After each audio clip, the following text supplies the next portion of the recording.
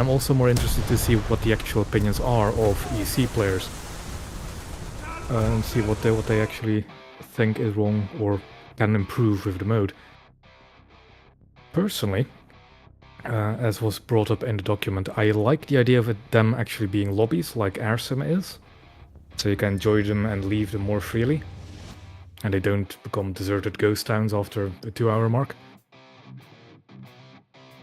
And other than that, I don't really have much to add to the Naval EC discussion. But I'm curious to see what everybody's experience with it is over the last few years. And that's about it, really. Okay, well, thank you very much. Short and sweet there for a minute. And thank you to Commander Tyrrell, who's just managed to join us. He was busy elsewhere, but he did send me a little message saying, I'll be coming there shortly.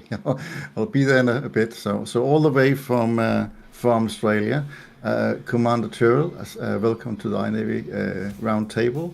And what do you have to add to the table around what you see? The question is really, we are focusing a little bit of Naval EC, but also on the wider thing of what we want to do in Naval going forward, what we like to see from Gaiden.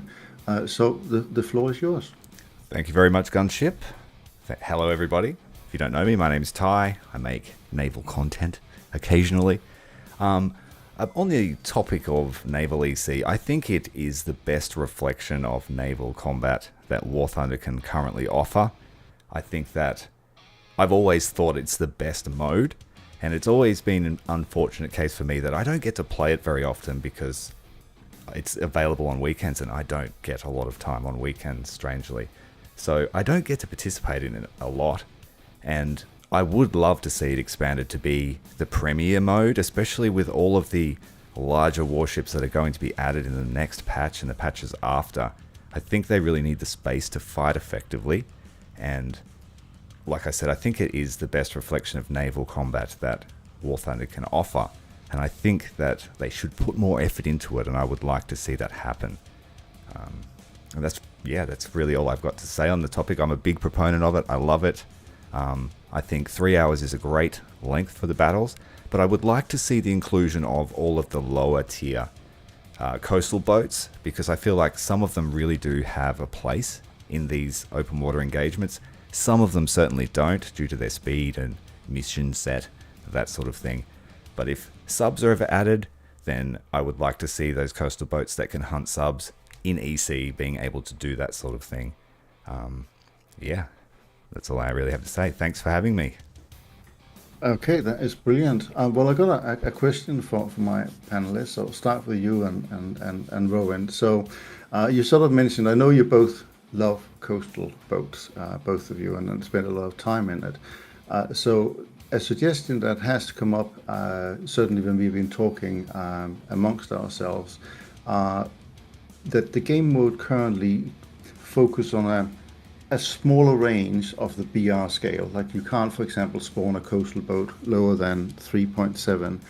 And so some people have suggested that maybe Gaiden ought to create maps where there were areas of the map that couldn't be reached by a destroyer above. So we've seen that on other normal maps have it as well, that certain areas are shallow, so the bigger ships can't go in there. Would you think that would be a good addition to the EC mode to encourage more people to participate? I would love to see the expansion of maps that are exclusively coastal regions, but still have open water engagements.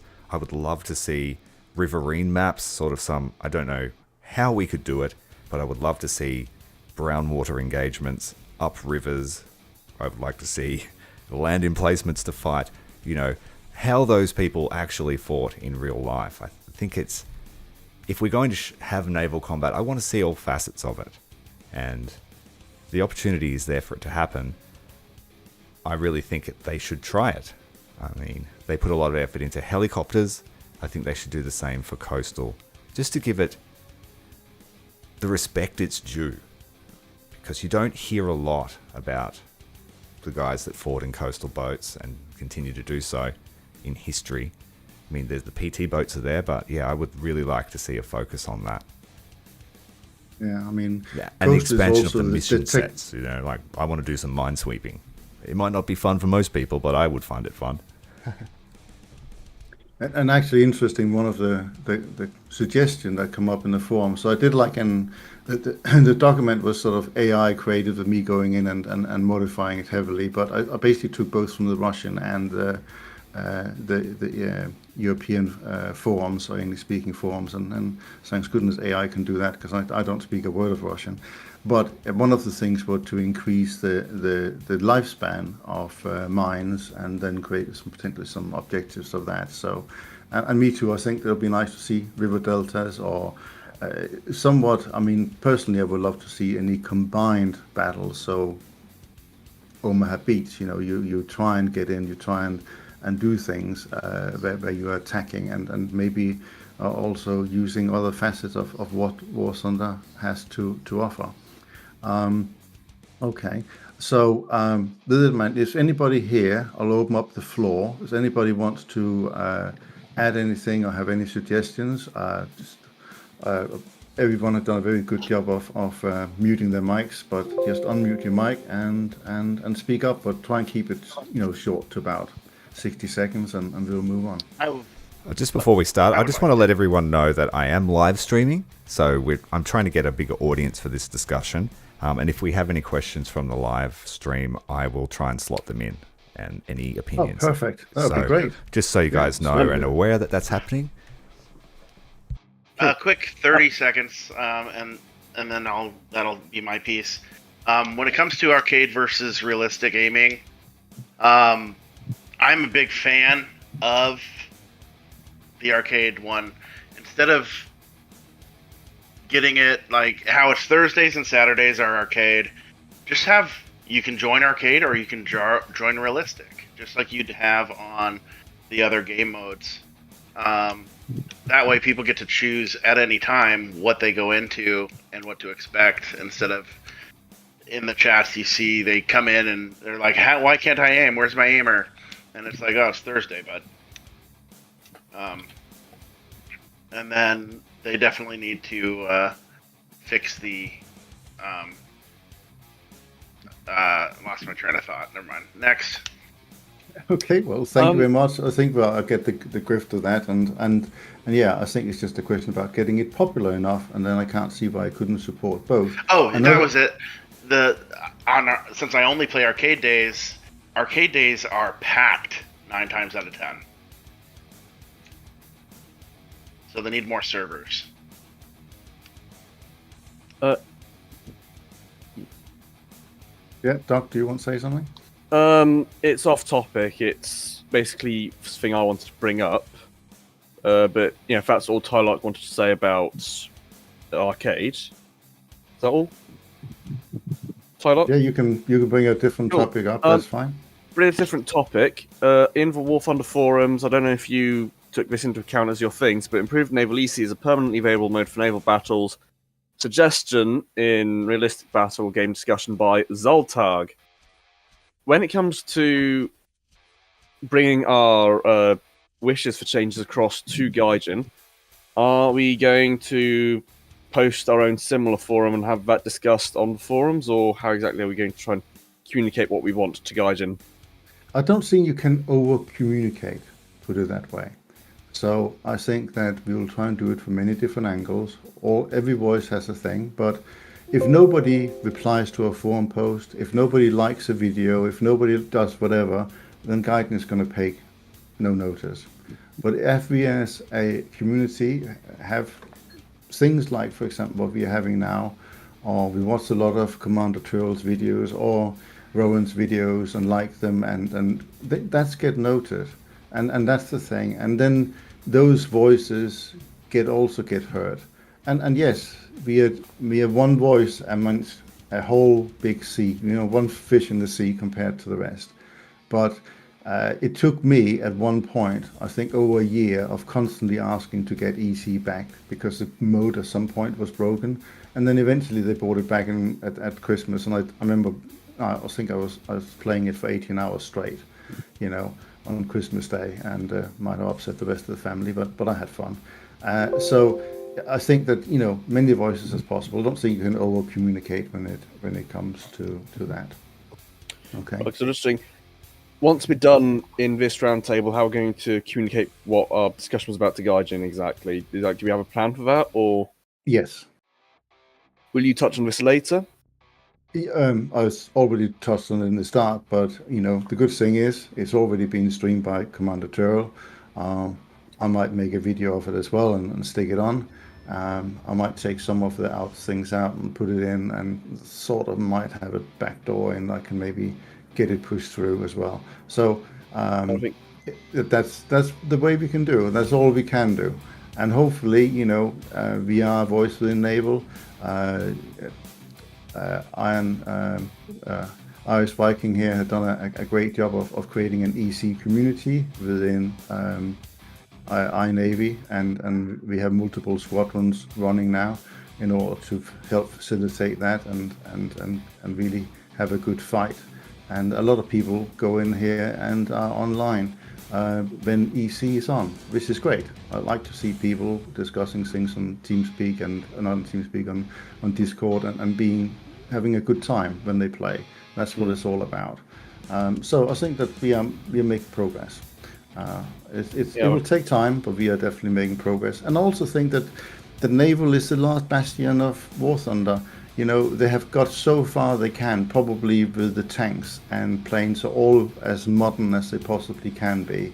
Apart from putting F-35s in there and I don't know what kind of tanks, laser tanks or something like that. I think it's there. Where Naval has a really long way to go.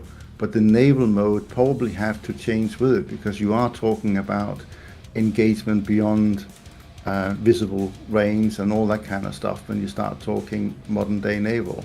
So it's a slow process, and I'm sure they would want to get there. But technology moves forward all the time. More players and more can be on the server at the same time, and all that kind of good stuff.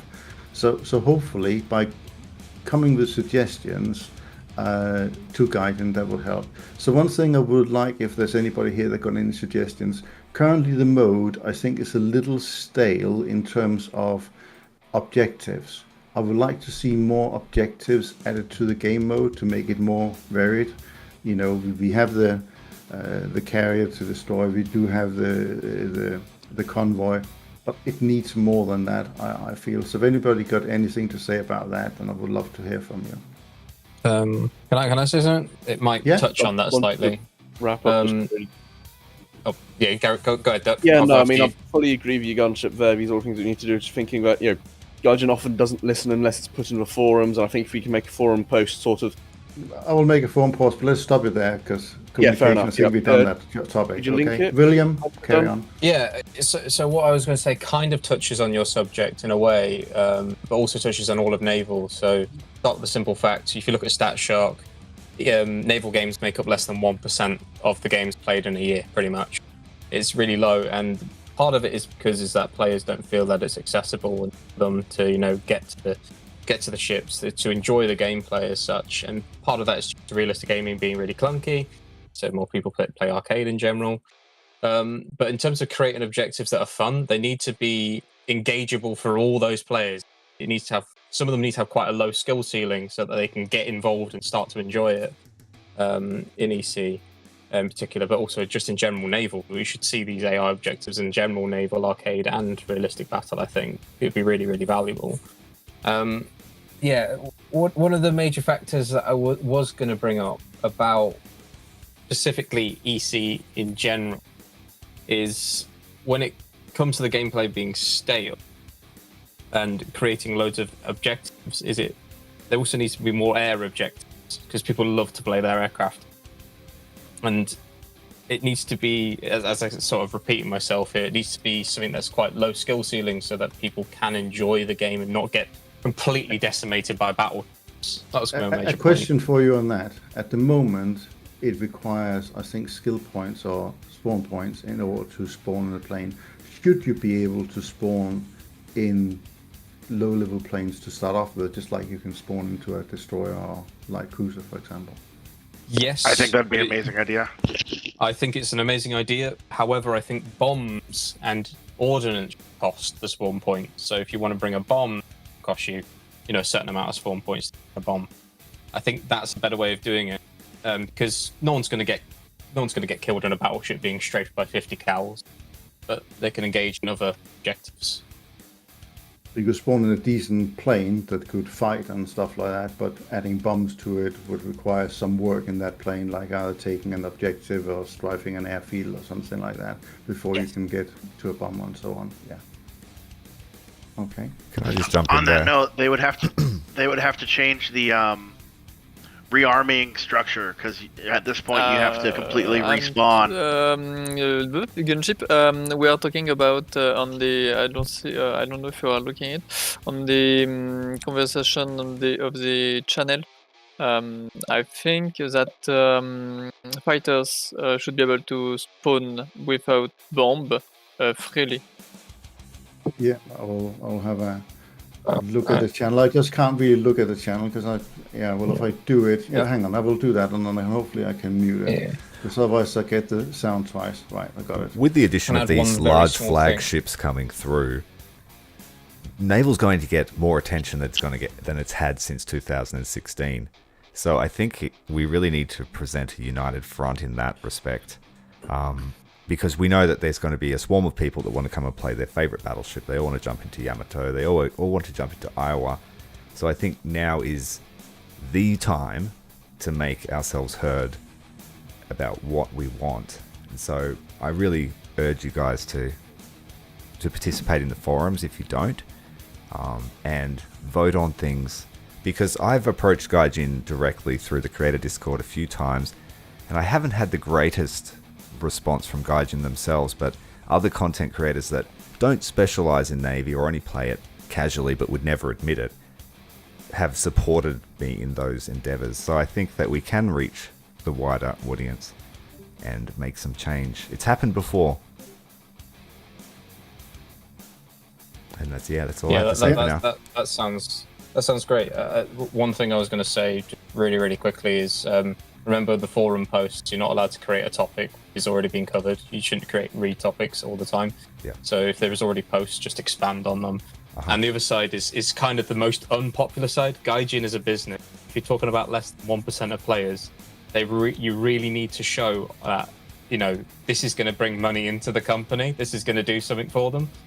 At the end of the day, they're not going to do something that's not profitable. Otherwise, there's the point for them.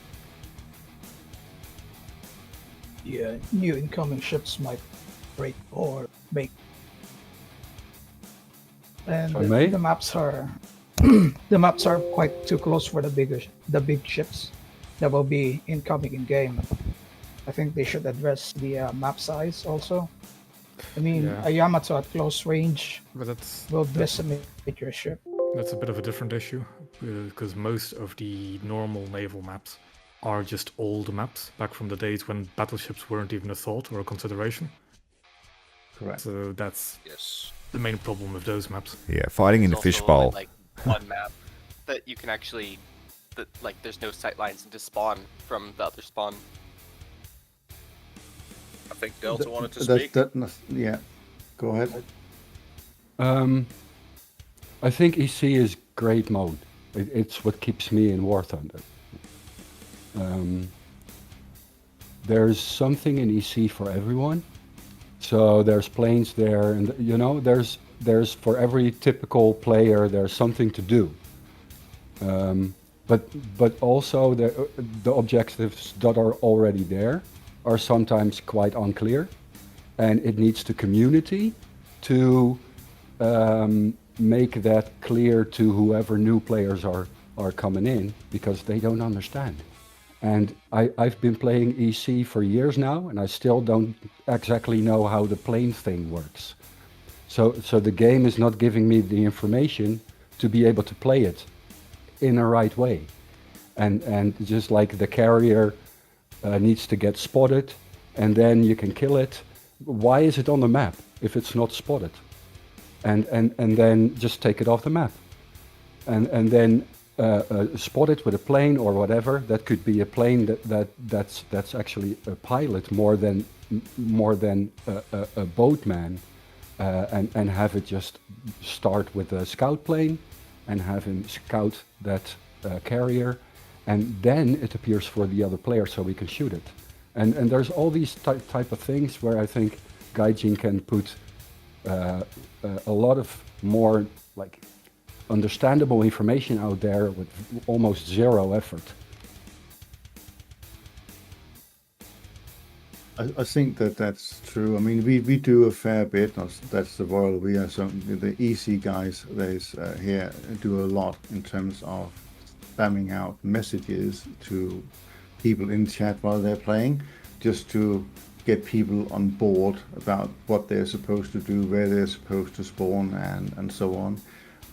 The other day I posted a guide on the forum for new starters in Naval, just to give them a few ideas of what they need to do. But yes, I do think that it should be an F1 prompt, or press here if you're new to EC Naval and it will tell you the mode. I mean, that should be in the game.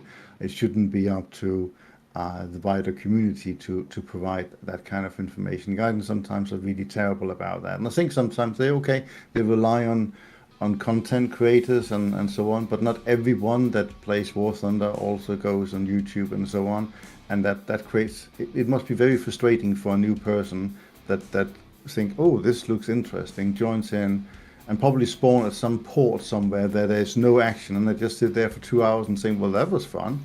So yeah, I do think that a lot more information could be done in the game. So I have a question that I'll put forward to anybody that wants to answer it.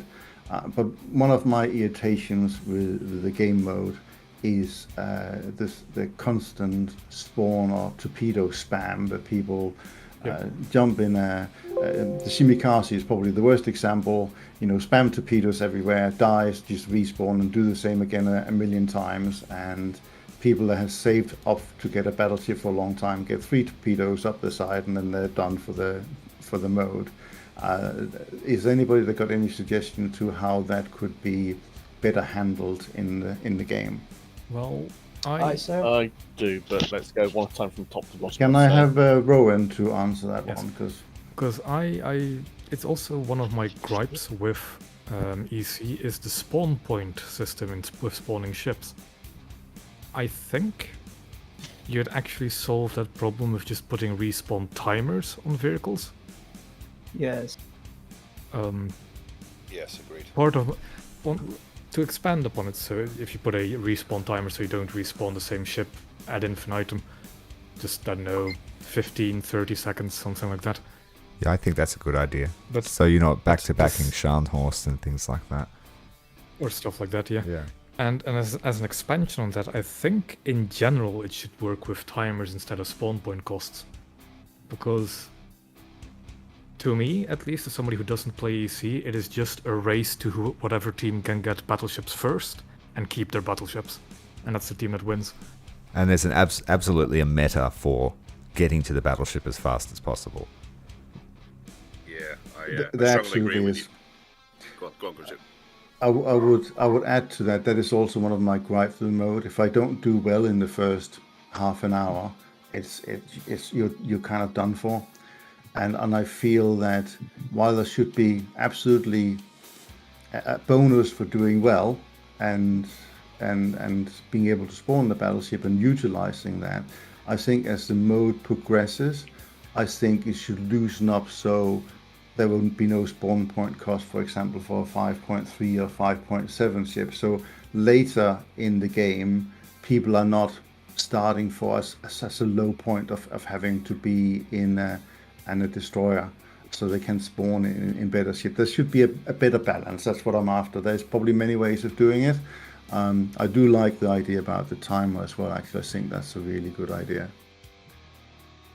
I've got a couple of suggestions. Okay, Vin, please go ahead. Yeah, I'm heard from you yet.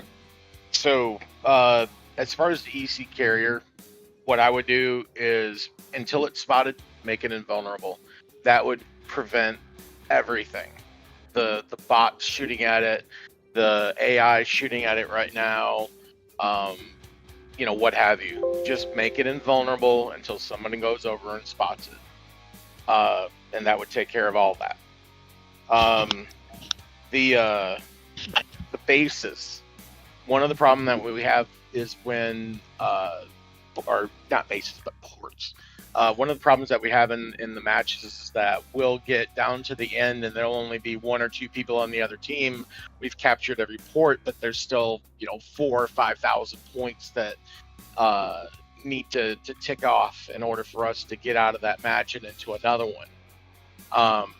When you capture a base, there should be a port, there should be a bleed on it. There should be something other than just you get 500 points taken from the enemy team.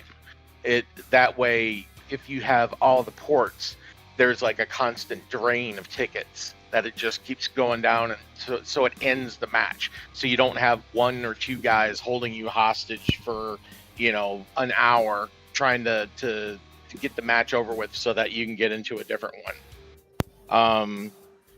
The next one is if it was me, the problem that we have with the naval community is that it's so small. We can all agree on that. What I would do is I would combine the modes. There would be no more naval RB, naval AB, right? It would just be EC RB and EC arcade. And what that would do would be bring everybody into the same pot.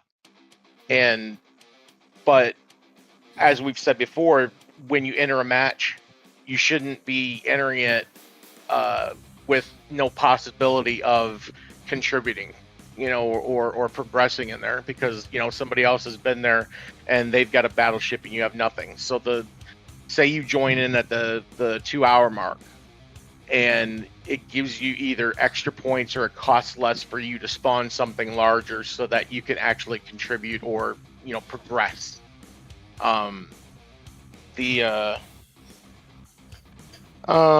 If they don't want to do that, then maybe have some PvE elements where you have bots that make up, you know, like they do in the regular ones, that say you have bots that go from one point to the other, and they interact just like they do in the regular matches. Let's see, ship damage. We need to have the same thing that the planes have, where if you do significant damage to something, you actually get credit for killing it, instead of, you know, the last guy who hits it with a 50 cal getting, you know, the kill, basically. Amen to that. That's a big one for me too. That really frustrates me. I'm sure it frustrates everyone that this sort of, you know, and it also leads to this. Oh, I got killed by a 5-inch guns. No, you didn't really. It was more that, you know, that was just how the game was. Yeah, I agree.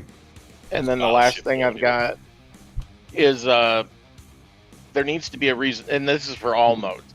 There needs to be a reason to play AA. Right now, the points that you get for shooting down a plane, be it AI or player, is very low compared to anything else that you do in the game.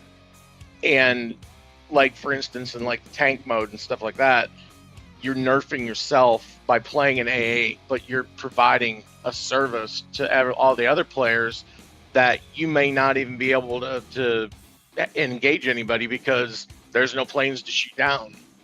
Or you've got ships in EC or Naval that have vulnerabilities to planes, and you're, you know, helping them by shooting down the planes, but there's no reason to do it because you don't get any real reward for it. The rewards for shooting down planes are just way too low overall, and that's what I've got. I actually have a suggestion on the topic as well. The Go ahead, Rowan. Take Rowan, then Commander Turl afterwards. One of the objectives in EC is sink a carrier, right? But that carrier doesn't really pose any threat, for as far as I know. I think correct. There's no planes launching from it or anything. I was just thinking about the same thing. The easiest way is to just, even if it's a bit jarring, is to just let it spawn an aircraft wave every so often. A quite substantial one, even, if necessary. That would be neat. Yeah, that'd be a good idea, actually. Well, the It's AI just is leaving capable players of to spawn launching from point. an aircraft carrier, so it shouldn't be an issue. And it is capable, but even if you didn't want to deal with that hassle, if an aircraft group of 20 aircraft or so just spawned above a carrier, I think it'd be fine. Yeah, the Agreed. biggest thing though is they've got to do something about that carrier because it's so demoralizing to have some guy that either doesn't understand the game mode or just doesn't care. You know, they just want to get that SL and RP from killing the carrier. So if we made it so that it was invulnerable, you know, until it's spotted, that would be it would be balancing for both sides. It takes the griefing away from it, and it would also take a lot of the tension and anger away from it because I know that I've been guilty of saying pretty nasty things to people who don't, you know how to play. So. Yeah, And that's it can I- again. Sorry. Can I Can I just ask ask? if- oh, sorry. No, hang on. Before we continue, so I know Commander Turl asked me. I think there's a few people that might have some comments from the live stream he has. So if you want to put them across now, Turl, that would be great. Yeah, thank you. One of the comments that I've received is that there's a bit of an issue with hackers and people making exploits or using exploits in regards to the way EC and Sim mode are handled. And there is concern that by moving to a lobby system, it would be extremely easy to exploit or boost accounts because you could just fill lobbies with your friends and just do silly things. And that's one of the main reasons they removed Heli PvP, which isn't really advertised very much, but it was players boosting themselves by killing each other. Gunships released a video of it happening in normal matches. I agree that it might be an issue in EC as well, with better rewards. You know, you can finish a 3-hour mission in 30 minutes doing things like that. Another comment we have here is that 3 hours is a long time to commit to. So this one comes from Baron. He said that he feels like it's too long for, certain lifestyles, and that, if you jump in for half an hour, are you a detriment to the team in that case? And he would like to see more of a siege game mode, I guess, like what Gunship mentioned before in regards to, say, D-Day landings and amphibious assaults and things like that. What else we got here? They just don't have the time to play 3 hours straight, and so that's why he thinks that the normal game mode will have to stay. And there is a lot of agreement to what everybody else has said throughout their comments as well, and that'll do for now. Could I respond to the game mode Sure. issue? Yeah. So what my thoughts were on that were, if you combine the modes, that when you jump in and you jump out, if you have 30 minutes to play, you have 30 minutes to play, and you come in, you spawn your ships, you contribute, and then you go out. But you're able to be replaced all the way up to the end. Like in my version of it, you wouldn't get cut off from getting pulled into the match at the hour point. You'd be able to go right up to the last 30 minutes or whatever, and be added to the match.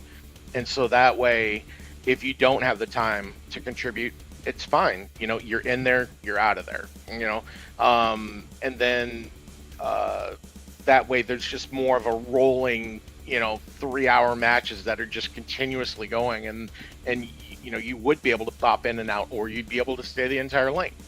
So that's it. That's a good point. I like that. Yeah. Yeah, because obviously I'm sure you're aware, Tyrell, but at the 60-minute mark, if the games were going 60 minutes, at the 2-hour mark, that's when nobody can rejoin the game anymore. So where Vince just mentioned that is a very good point. And if we were allowed to join that game, regardless of it being an hour left or 2 hours left, that would probably eradicate that 30-minute. If they've ever got 30 minutes to play, then they can join for 30 minutes. They can contribute to the team, and then if they need to leave for whatever reason, they can also be replaced immediately, and then the next person can contribute, etc., etc. I think that's a good point. Yeah, because that's a frustration for me. Sometimes I do only have a small amount of time to jump on, and I'm locked out of the game mode because of that 1 hour time limit. So But also, having the different lobbies would alleviate that, but then on the flip side, like I said, I'm concerned about people exploiting the mode and then forcing Gaijin to retract any changes they make. yeah. Okay. But sorry, can I say one more thing? Yeah, go on, and I'll jump in. Yep. So as for the time thing as well, I think there was something mentioned. I can't remember exactly what it was now. It would that's the one. So if people can join after the 1 hour game mode mark, it would also alleviate the problem of 1 or 2 players right at the end when we've captured all the points. That would then completely eradicate the possibility of just 1 or 2 players staying in the game, holding us all hostage, trying to start another game, as Vin mentioned. That would also remove that problem too, because the game would always be full of players regardless of what time it's at. I'm not sure if anybody agrees with that. Well, you run the risk of getting into a match for the precious half hour that you have in a team that is already losing, like heavily. Would that be a fun half hour, I'm wondering? There's another addition there as well. You think about it, if you join a game that started an hour ago as a lobby, and you spawn in your 4.7, everyone's already in battleships. You're all dead. So that probably would have to go hand in hand with that you could spawn bigger ships as the game moved on. I sort of touched on that earlier. But you're right, if you only can spawn the lowest one or have lots of spawn points, then you're very much at a disadvantage as the thing stands right now. You'll be correct in that. So the thing I want to just talk very briefly about is the cheating element, but I didn't want this roundtable to be all about cheating because that is a huge problem. We recognize that. I have spent a fair amount of time on it. That's probably all I can say. And it is something that is being looked upon. You may recall back in time where there used to be lots of cruisers, destroyers spawn in just random games, and it was all bots all the time. Gaiden did get a handle on that. Now, aimbots and all that kind of stuff, yeah, and the legal modification exists in this game as they do in many other games. And finding ways of detecting that is tricky.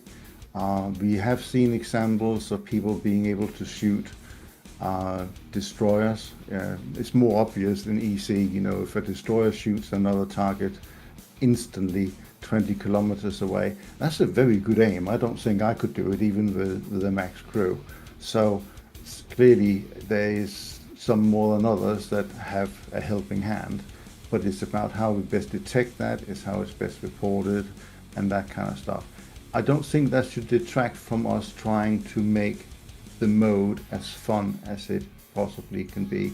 So I'll try and just leave the cheating element there and say that it's being dealt with in the way that if you keep reporting it in the game, and the other way to really report it well, the best way of reporting this to Gaiden is not to do it in game, is actually to go onto the replay of a battle that you can find on the Gaiden webpage and see not your version of the game that is recorded on your computer, but the version that is recorded by the server. That's the one that Gaiden keeps a record of for I don't know how long, but you can find them. Just search for the battles you participated in. You find it there, you find the time, and you look at the player's point of view that you're trying to detect, and you see when it happens, and you report the player in question with the detailed instructions of what happened. And if enough players do that, Gaiden will pay attention. And I'm telling you right now, that's the point that they pay the most attention. So all those reports are being looked upon. So if you want to report anyone, go to the server replay after the match, find the place where it took place, do the timestamp and the player, and a detailed description of what happened. That's the best thing you can do as a player. I know it takes time and it's annoying, but if you want to help, that's where to go. Okay, so no more cheating talk if you don't mind, and I want to hand the mic over to Iris Viking, which I know also got a question on observation. How you doing, the problem, guys? Oh, sorry. The Go on, mate. problem about the reporting in Navy, it's the server replay and the replay Neverworld is totally wrong. You can check your own replay, and you would be able to see that it will not show what you are doing. Yeah. I said the discussion about cheating is done. Okay, we are moving on. Iris, which has been instrumental in getting EC up and running for iNavy, floor is yours. Well, thank you very much, guys. Tyrrell, thank you very much for also live streaming this event. We want as much exposure across the board as possible. So I've got a few things, and just one or two. I'll try and keep it short because I know everybody wants to have a say. I'm picking up on what Tyrrell said about brown water engagements and also mines. I think the mines fuse should be a little bit longer, and so that it can create pinch points to create more battle environments and more opportunity for engagement. I think we should there should be a supply role attached to those mine sweepers, where the supply boats, when not mine sweeping, can go supply either larger ships or and indeed repair the ships. I'm not sure if that could be implemented. These are just ideas going to throw out to the panel and the guests that's in the event today. And also just at the end, picking up on how an EC game can be dragged out towards the end of the match, where perhaps one team is dominating, so the other side, sort of half their team disappears. And this causes a waste of time for both sides, really, because the battle is pretty much over. So I think after there should be a kind of a timer where players would be locked in to the game to complete the game properly and give everybody the equal opportunity to continue battling, because 3 hours is a long time. Thank you very much for that comment from, I can't remember your name on Tyrrell's show, but that is a point. But some players do have the time and they do enjoy playing EC pretty much all weekend, really.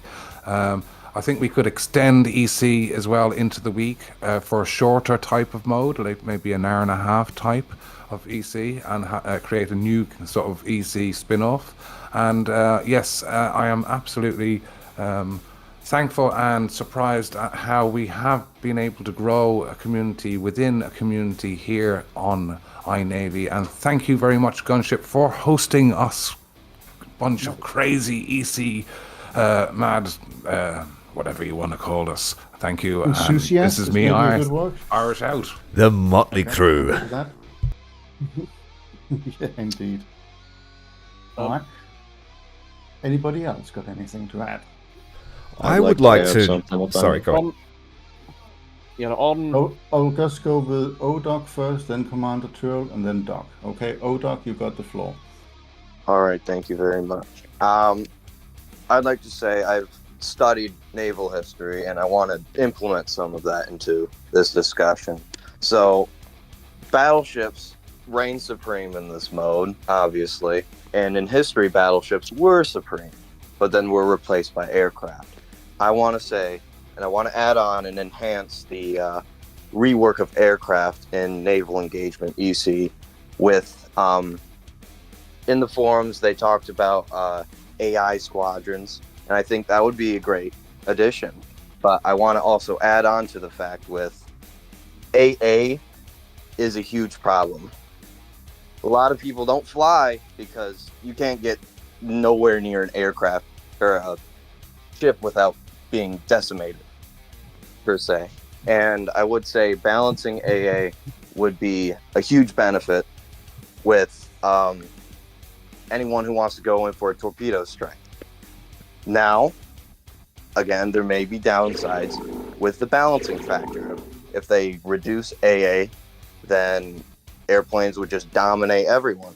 But I would say realistic torpedoes and bombs would add a huge effect towards this balancing issue with, like, cheaper torpedoes would have a higher percentage of deflecting or being duds.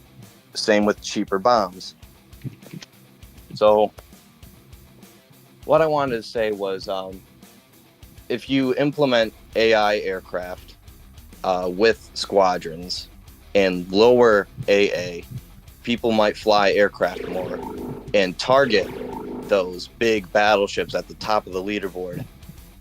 And this would help effectively balance the whole mode itself. Okay. And that's basically what I want to touch upon. Yeah, well, thank you for that. I will just quickly add to that when we have done custom battles, we do sometimes do that in 980, and we had, for example, 20 planes and torpedo boats against a couple of battleships and stuff like that.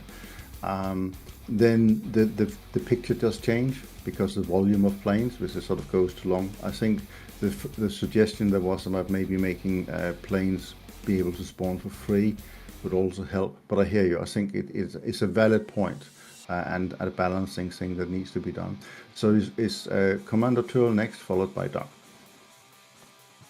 So you made some good points about the aircraft. There's no denying that Warthunder's ship AA is cracked. I mean, the lowliest riverboat can hit you with his 76mm canyon from 6 kilometers away. So that definitely does need to be some tuning on the effectiveness of AA. But it should be noted that aircraft really struggle by themselves attacking warships, and the addition of a squadron or AI squadrons to sort of hide yourself in would be a much needed addition.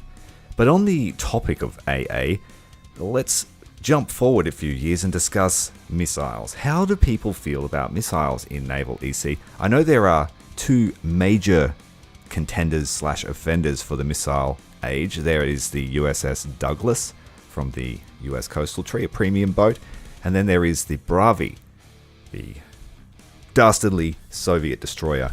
Do you guys find that it affects your gameplay a lot to face those missiles? Like, yes, it's bad enough facing Alaska's 40mm swarm, but does it ruin the fun? Devil's advocate here?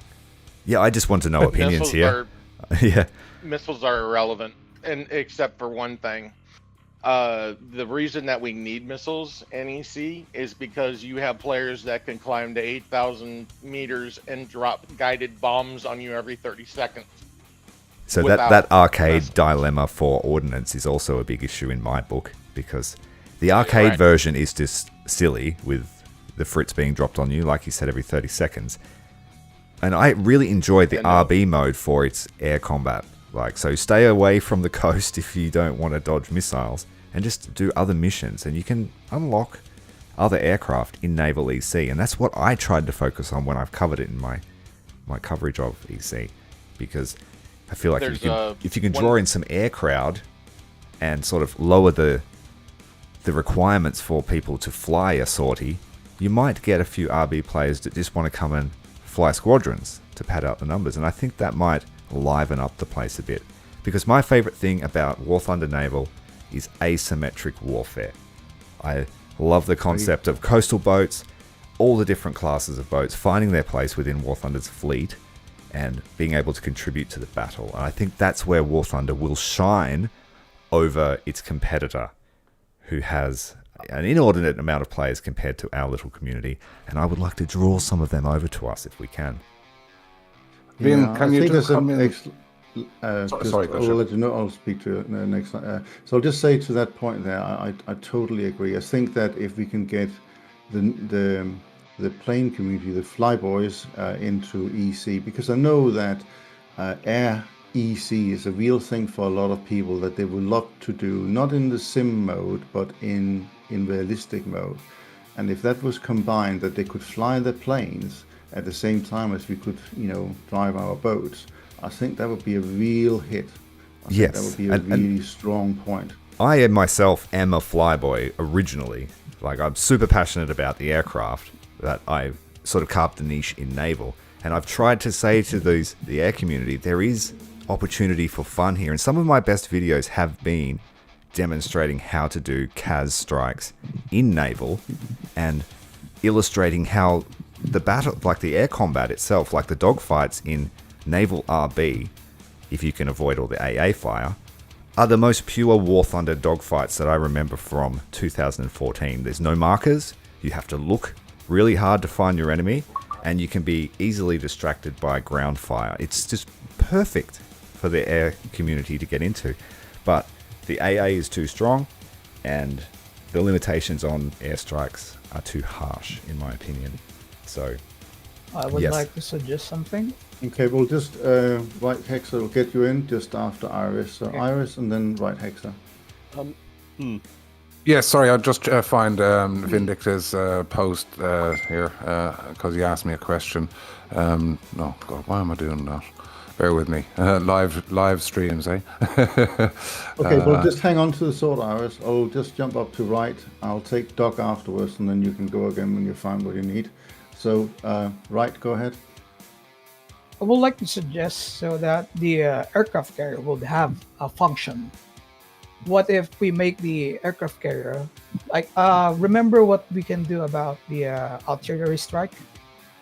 Why not we can order our aircraft carrier to launch a strike on a specific player? At least if we do that, there's a bunch of planes that will overwhelm his AA or the enemy ships that we are targeting. At least you can overwhelm this AA, and hopefully 1 or 2 or 3 bombs might hit him. I think that would create the necessity of spotting or killing the enemy aircraft, to prevent the incoming airstrike for our enemy. So at least the aircraft, the carrier, would have now a specific function that will aid both players who don't have enough spawn points to eliminate their enemy battleships. That's just my opinion. Okay, thank you. And we'll go to Doc, and then we'll go to Iris afterwards. Just to interject, go to Vindictor. I want him to explain better. Okay, Doc first, then Vindictor. Yeah. On missiles, I personally think that if destroyers and frigates are modelled with their closing weapon systems like the AK-630, the Phalanx. I know the British county class destroyers, the Sea Cats, later modifications of the Sea Cats could engage incoming missiles. If those closing weapon systems are properly modelled and activated, I'm not sure. I've not decided if it should be just an automatic thing or if you should lock it and fire at them. But if that's implemented, that would make missiles, balanced and perfectly a fine gameplay addition. Yeah. On torpedoes, the way they're dealt with IRL is you have your ship going slow. You listen out with your passive sonars because torpedoes leave behind a trail of bubbles, a trail of cavitation that's quite loud. Well, if your ship's just bombing along, you won't hear it. But if you can slow your ship down and have your passive sonar pick it up, then I feel like that would make torpedo spam a bit less of an issue. Because currently, you don't even get any sort of warning about torpedoes until they're about 20 meters away. At that point, if you're in something massive like Barham or whatever, you are not dodging that.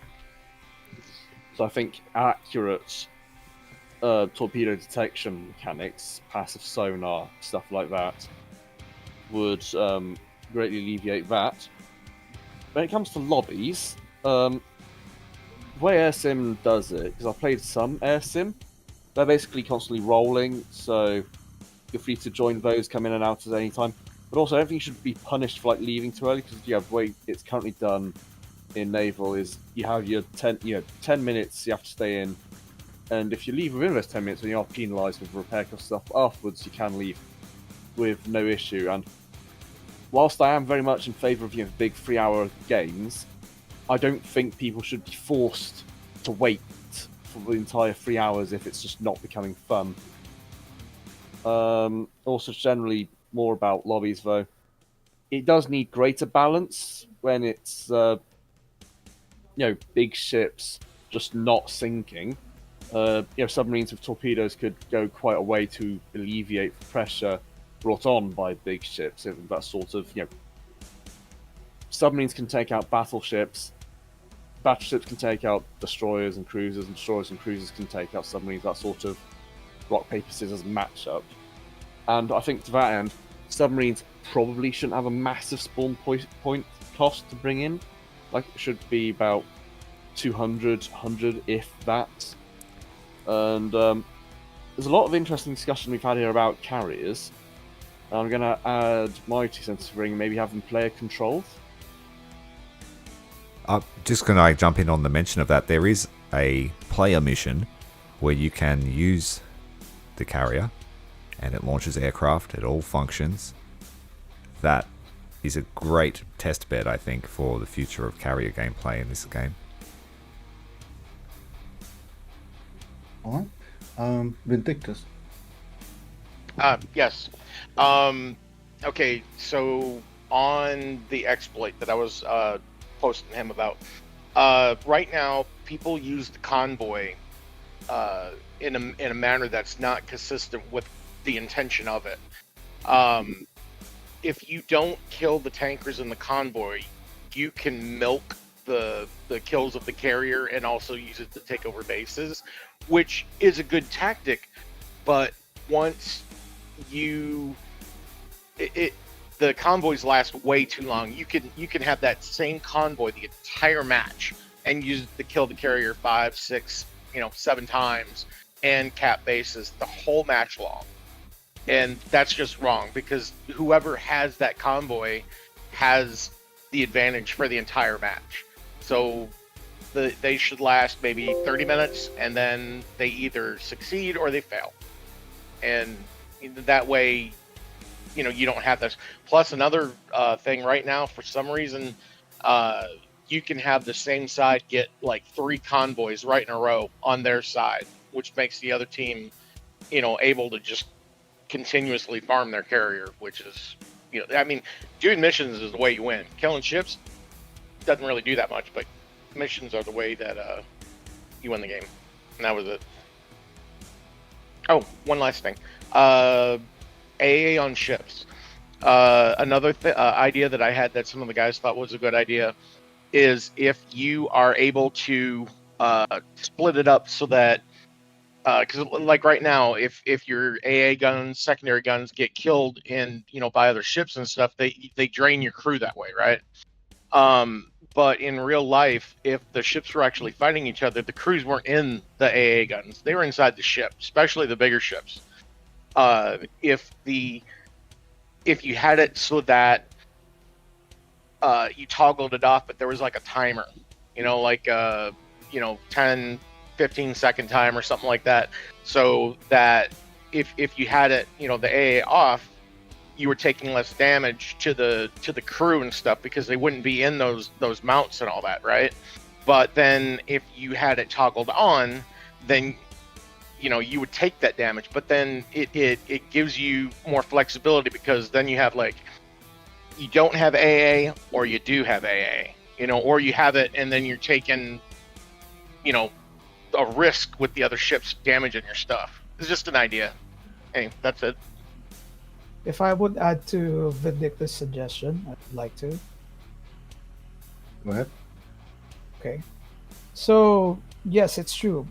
Imagine what if we can toggle the level of AA that we have. In reality, the crew on top, or the AA crew on top of the turret, they shouldn't be there because of the blast of the main caliber guns. For example, if you're on top of the main turrets of the Parashkaya Komuna, I think you won't be able to fire the AA.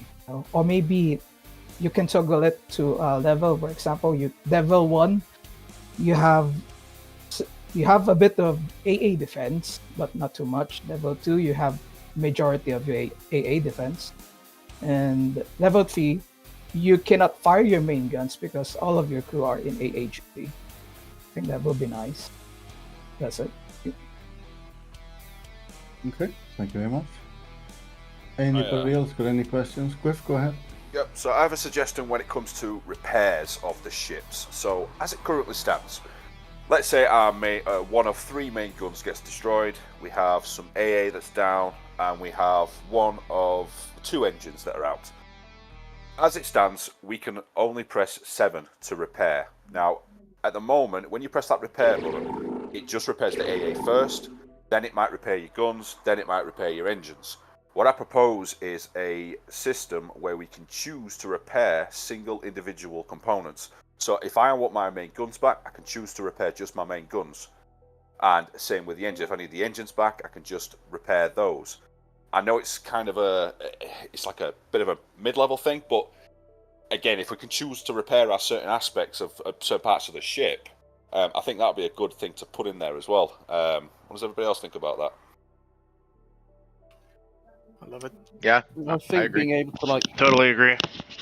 I Makes don't me know think of battle necessarily station about- specific. I don't know necessarily about setting it on the fly, because I feel like that would get very complicated in controls. But maybe if like a setting you can like prioritize your crew. When you're out of mission, what you want them to fix first, and then next, and then afterwards. Yes, might yes. Still, that might maintain the simple UI without having your Overcomplicate it. damaged crew fixing the toilets while they're flooded, basically. This is a system proposed in ground. I think you'd see it in ground first, and then they'd expand it over to naval. It's already been That's suggested actually as how they such. do it, yeah. The one thing we haven't touched on that I would like to bring up, well, there's 2 things really. The one thing is about the earnings in EC battles, which I think is, when you compare them to the earnings in random battles, are lower. It's great to come and you see a big sum at the end of it, but you are earning a lot less silver lines than you would do if you just played random battles on average. So I would like to see that raised by either 50 or 100% in RP and SL earnings. The other thing I would like to see is, so Gaiden tend to have these daily tasks, normally a small daily task and a bigger daily task, and then they got sort of special tasks as well. And it all feeds into this battle pass thing as well, that gives you potential to buy things from the Warbond shop and what have you. And if you're an EC player, you don't really get any of that, because you can't do these daily challenges inside that. And it tends to be things like, shoot a ship that is 5,000 meters away, or 10 kills of this, or whatever. I do feel that they ought to, at the very least, if they're not making sort of specific EC options that could be used, at least allow for, as they often do, something that requires a certain amount of actions, i.e. participation, like 70% participation or something like that, over a period of time. So let's say the small daily would be like 45 minutes of EC play with 70% participation, and maybe the bigger one would be 2 hours with participation, should be the equivalent of doing whatever dailies you otherwise would do. I think that would also encourage people to play EC, because a lot of people just go in and do it for the points and for the RP/SL. And as that's something that is more difficult to do in EC, I think it's holding EC back.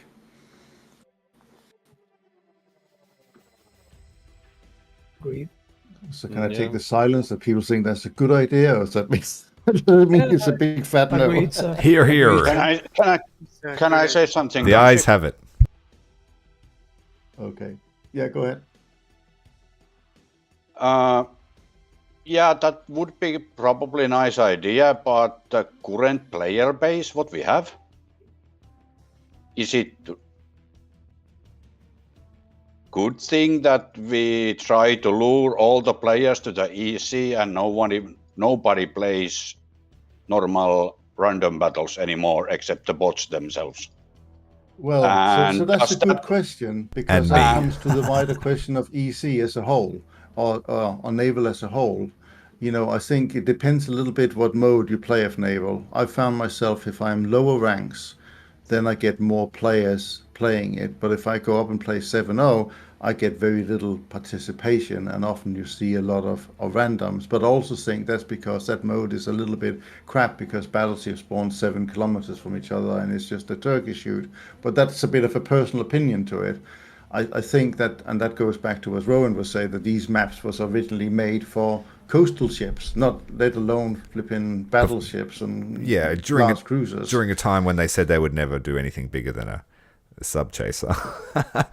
That's basically it we've been given. And every map that's come in afterwards has followed the same formula, so it hasn't alleviated the problem. But the biggest problem that Naval has is because a lot of people love cruisers and battleships, and your standard casual history enjoyer would know, Yamato and Iowa and a few others. They're the ships that attract people to the mode, and it's unfortunate that the standard mode is just an absolute crapshoot, and it's honestly not fun once you get to the Dreadnought era. Agree. And I think most people would agree with me. And it's partially why I don't enjoy it. So I would prefer to play EC. And for that reason, I feel like standard mode should be like the learning area, get good, learn the tactics, become familiar with all the classes of boats, and then you graduate to EC and you're now an actual captain sort of thing. And I think that that's the edge I've always tried to take with my content as well, sort of educate the people about the ships that they're going to fight in, so that they have a concept of how it should be used in battle, and it's not so frustrating that they're just getting shot to shit and they don't know what to do. Yeah. There's another point on top of that, really, to address the thing of, do we really want people to come over and bring everyone over to EC? If you're not recruiting players, you're always losing players, which means your player base always gets smaller. And the more people playing EC, the more incentive Gaijin has to focus. So the answer is straight up yes. We do want more people to be involved in it at every stage. Mm-hmm. So one of the points that Pearl just made me think about actually point 7 in the document. This is some of the introduction of early World War II EC mode, and try and restrict certain ships and whatnot to, for example, before 1944 or something like that. Should it be that EC had different sort of objective modes for each day of the week, so there was more ability to either make, for example, a coastal only EC day, or a World War II EC day, or anything has to be newer than 1950 or whatever it is mode, that maybe made it a bit more interesting from a different perspective. So you had to like think what they do with the pages of histories. So you're saying like Friday is Guadalcanal Day, Saturday is D-Day landings, Sunday is open water engagements. Is that what you're sort of thinking? Yeah, something different. So you still have the EC overall mode and the flavor. but Yeah, there's a flavor of it, if you like, that cater for different things. In a similar vein to how the BRs rotate for Airsim. Yeah. Yes. Yeah. And I would like to Not add run also. concurrently. Okay, permission to speak. Go ahead, right. Okay. I would like to add also the position of 6.0 ships. They are quite in a pickle because they're gonna be fighting the 3 World War I battleship, and also the 7.0 Giants.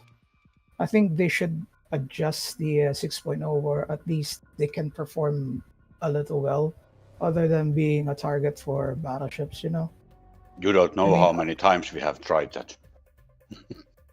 Yeah. I think that is sort of the Gaijin way of always trying to buy the bigger ship and get the next BR and stuff like that, by making the ship you have at the moment a bit useless. But I get you, it's annoying, but I think if there was days where maybe battleships were not a thing, that maybe the highest ship you could spawn was a 6.0 or even a 5.7 ship, and maybe battleships and battle cruisers were not included. I don't think that would necessarily be a bad thing, because it is an issue, or maybe the spawn cost for spawning into a 6.0 ship right now is simply too high, because it's not worth it. You don't see it very often, and players are very good at finding the best possible way to win battles. So if something costs too much to use, guess what? It's not going to get spawned. Or maybe at least have an easy game where at least 6.0 will be the highest. I think that would be nice. That might be a possibility as well. But that or goes maybe into the whole a- thing about the modes. Yeah. Or maybe a cruiser specific game mode. There's That's a an lot issue. of historical stuff regarding with just only fighting light cruiser. At least Before we continue, can I just ask you, is anybody here that has not yet spoken that would like to say something? In that case, please take your mic off and say your piece. You're more than welcome.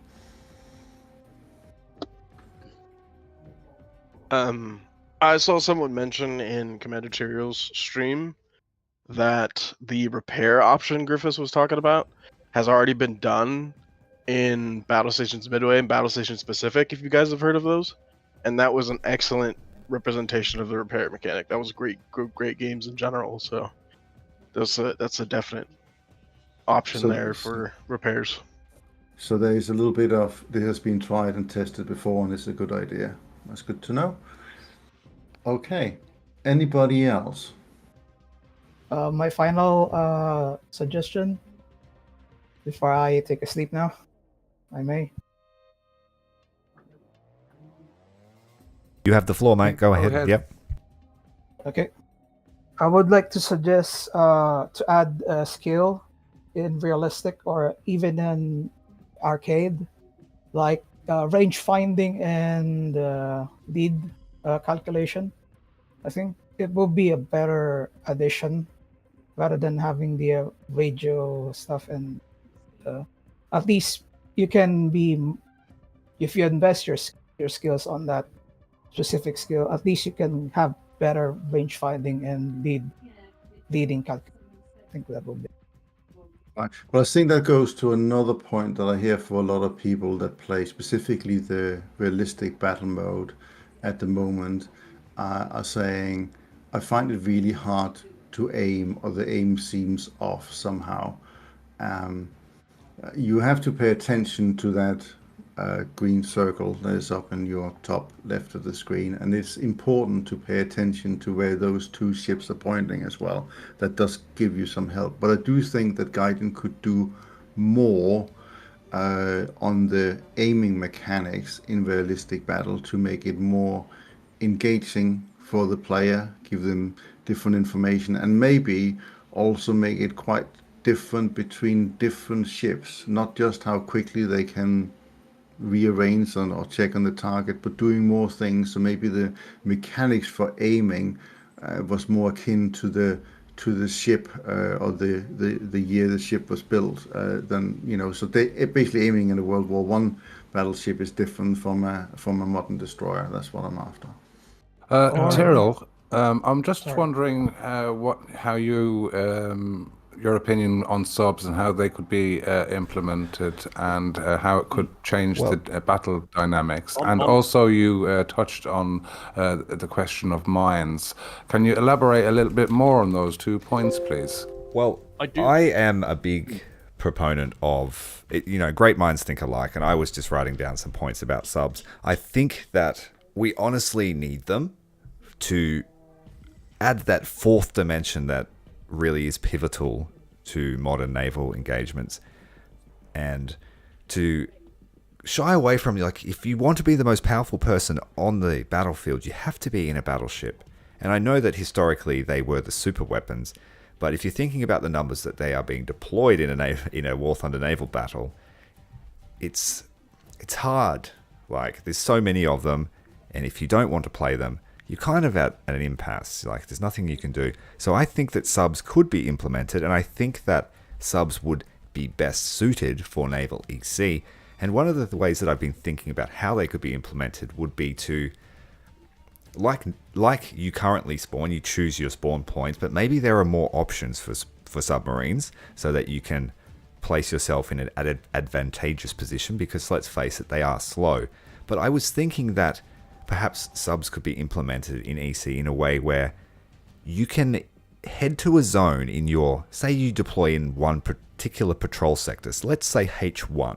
So you choose to spawn in H1. You get put somewhere randomly in that square. If you can get to a certain point within that square, say on the edge, then perhaps you're allowed to sort of jump or teleport a short distance to another square so that you can have a more of an impact on the battle. And it could be explained as, it's not the same submarine, this is just another one in the local vicinity that you're now taking control of. That's my best idea on how you could overcome the speed issue, and having it randomly placed in the sector, it would also, I guess, overcome the issue of just being able to jump right in front of the enemy that you want to kill and kill them that way. I think that would then put some pressure on players to also have a friend in their squadron that wants to play DDs or frigates, and it would open up the options for the lower ranked coastal boats to participate in the open water engagement as per their mission set.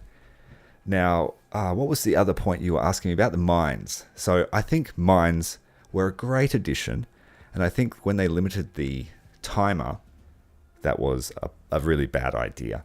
I tried to make mines part of my personality. So that's one of the single most fun parts of the game for me, is setting traps and, or jumping in front of someone in my coastal boat and dropping a mine. Like, I think that really needs to be an option, and I think they need to focus on... I watched your channel a couple of times, Tyrrell. I've seen you do that. I do like that. That's yeah, very funny. Yeah, I just like that whole idea of, yes, I'm in a small boat, but for this one single moment, I have the power over you.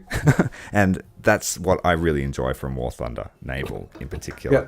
So you mines... hit upon a point there as well about spawning on H1. Wouldn't it be wonderful, like the old board game Battleships, that where you could designate where your ship's going to spawn anywhere on the map, so then you could actually plan out a proper strategical attack or whatever on whatever objective. Yes, you're not channeled into, okay, it's going to be a giant bathwater fight at D point because everyone spawns there.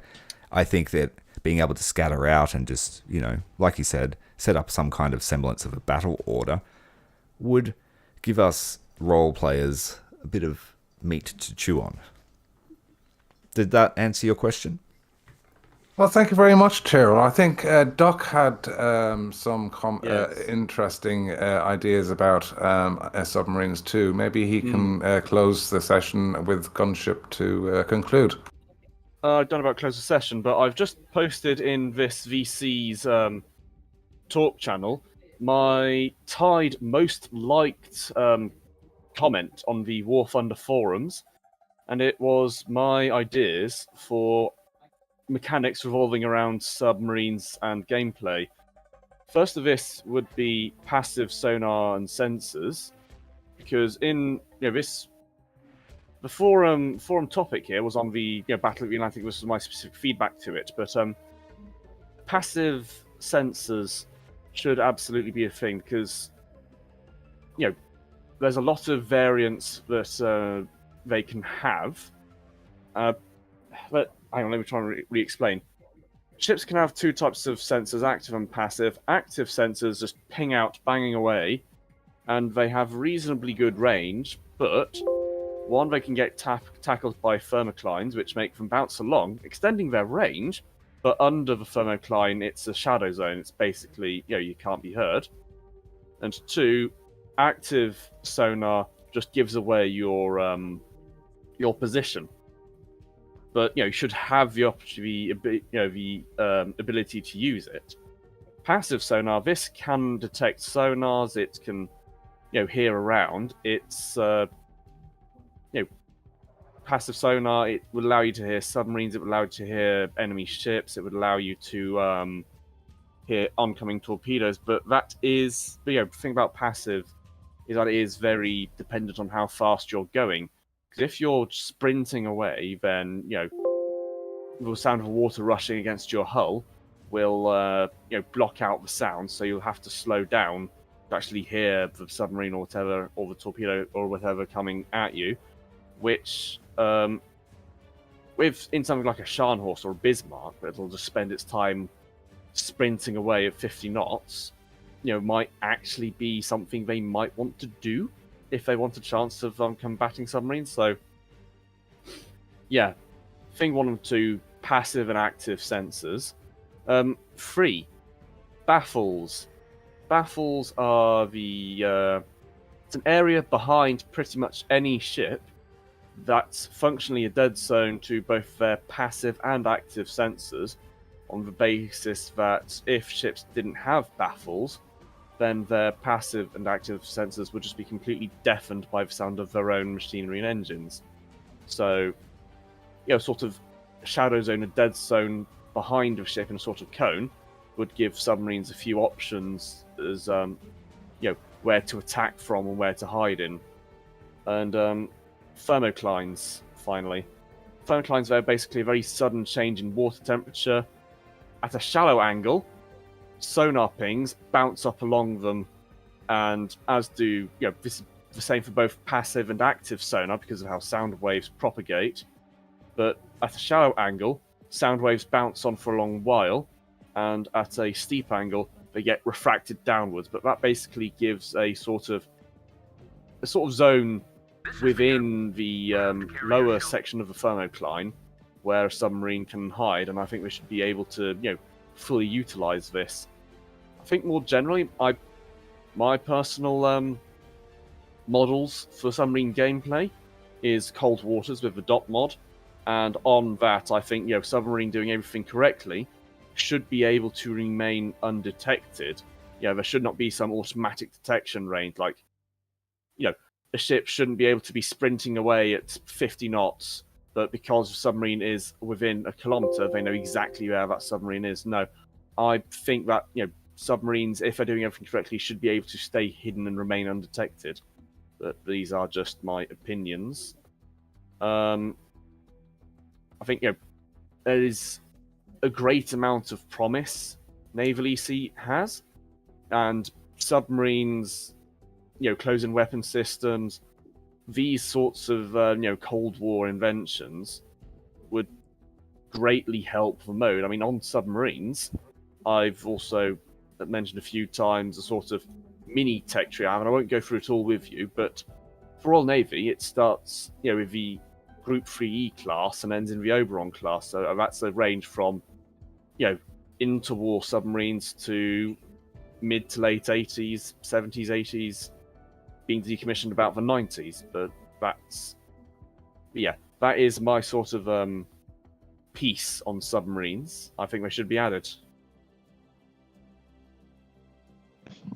Just on the topic of sensor warfare, if you'd like to know more, I have put a link in the chat that'll teach you all you need to know about modern sensor systems. Go ahead. But was also correct about thermoclines, wasn't I? Because I think I remember my GCSE physics. Yes, you were pretty spot on there, mate. Okay.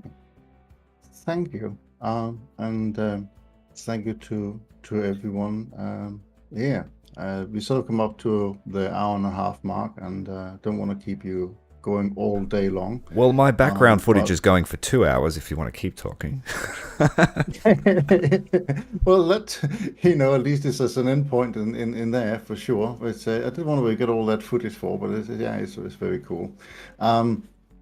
So I would say, first of all, thank you everyone for coming, especially to Rowan and Commander Turl for turning up as well. That is super. I think as a naval community, while we have our fights and all the rest of it, I think we are a relatively adult community, and we have some sway within Guardian. I think the biggest is for them to understand that we do enjoy things that takes longer than 10 minutes. But apart from that, we are definitely the patient community of Warthunder, I feel, and I think we should take great pride in that, because we are a resilient bunch. We put up with some shit, and we're still here. Yeah, you guys just picked up on a point there in RBAB during the week, and that there's very, very little communication, and very much, if there is, it's more or less kind of toxic. But in the EC community, you see an awful lot of support and players supporting other players, and an awful lot more banter and chat. So yeah, I think that's a different thing as well, because if you have a little bit more of a duration, the community grows, and then people get to learn how to play the game a lot better, and then that improves the game for everybody across the board. Absolutely. Yeah. Okay, so I think I would like to end it here and just say thank you very much for coming again. That is super nice to see so many people on, both here and on Tyrell's stream. I think we got about 25 to 28 people on Discord, and I think Tyrell's stream is 17, 18, hovering around that has been in and out watching as well, or listening in. So that is great. I'll take it from here in terms of hopefully see if I can turn the voices into some text and make some kind of summary of all the good points that was made. With a bit of luck, you never know, somebody from Gaiden might listen into Tyrell's WOD or stream over the dinner table when they're conducting what they want to do with Naval next. I think we're all open for ears and for options, and I don't think we actually even matter too much to us if the mode gets slightly broken, if that's part of trying to make it better and they can experiment a little bit. I think that's sometimes the only way to make some progress. So again, thank you very much for turning up for this event. It's always difficult to get everyone to come at a certain time and date, but maybe we'll do this again in the future, maybe on one of the other servers, who knows. So yeah, thank you again for me, and have a wonderful rest of your weekend, and look forward to see you in an EC on Naval Battle soon. Hurrah for the Admiral. Thank you very much. Thank you very much, Tyrell. Thank you very much, everybody. God bless, and we will see you in the next one. The war. Thanks for having me. So don't go anywhere. I'm going to take a quick 5 or 10 minute break, and then we might actually play some Warthunder since it's been on the discussion table. In the meantime, enjoy my little montage in the background, and I will see you all shortly.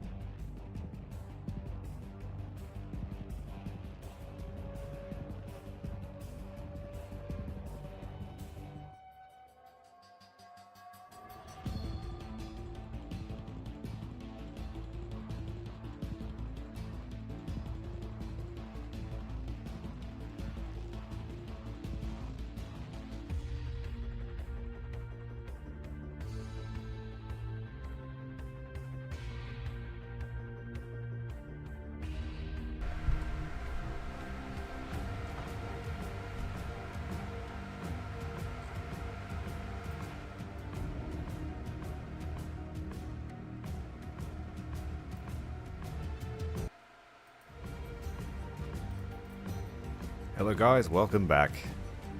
We're actually in a game of Warthunder for once. It's been a while since I've played. I've had some... I was a little bit upset with the game after last year. There were some changes that were made. If you've seen my content, you would know. I was a little bit displeased with the changes, especially made to Coastal. But in recent weeks, or since the last patch, the changes to the rewards for bots really increased the ability to grind, which has made the mode a little bit better. And there's always full matches, whether it be bots or players lately. So we're going to jump in, play some games. Let me know what you want me to play. I'll wait a moment. We'll take some votes as to what you want to see.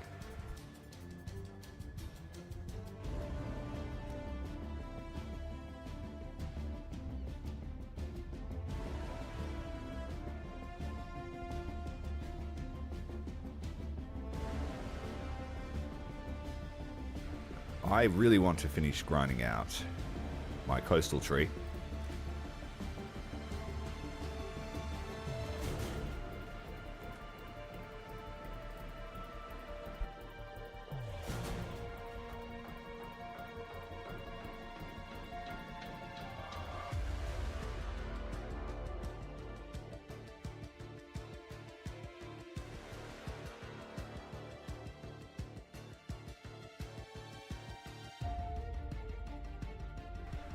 So Rowan kindly put together a bit of a summary as to what we spoke about during the stream leading up to now.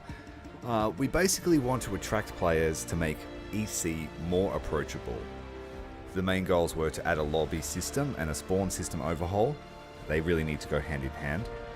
We want to make it more permanent, to make it count towards events and daily tasks. Basically make it an official air mode like Sim and not just an event. A rotatable BR range with historical themes in a similar vein to Sim BR rotations, and to make it a bit more rewarding than normal matches. Then there's quality of life. G'day Alexander. Just finished Russia's coastal tree. It's an amazing coastal tree. It's a lot of fun to play. I'm sure you agree. Once you get past the riverboats and you start getting to tier 4 ships, it's it's a game changer. The RBU will become your friend, as well as the high-powered weapon systems they have. So the quality of life changes we wanted for EC was to make the battlefield more dynamic and really lean into Naval's asymmetric warfare, add more obstacles and objectives. And some thoughts were to add minefields and ships that can clear these minefields. The ships already exist. There are ships fitted with the equipment, they just don't work in Warthunder. Yeah, also optimization is a big issue. The server is archaic, to say the least, and the game mode itself is based on pretty ancient designs.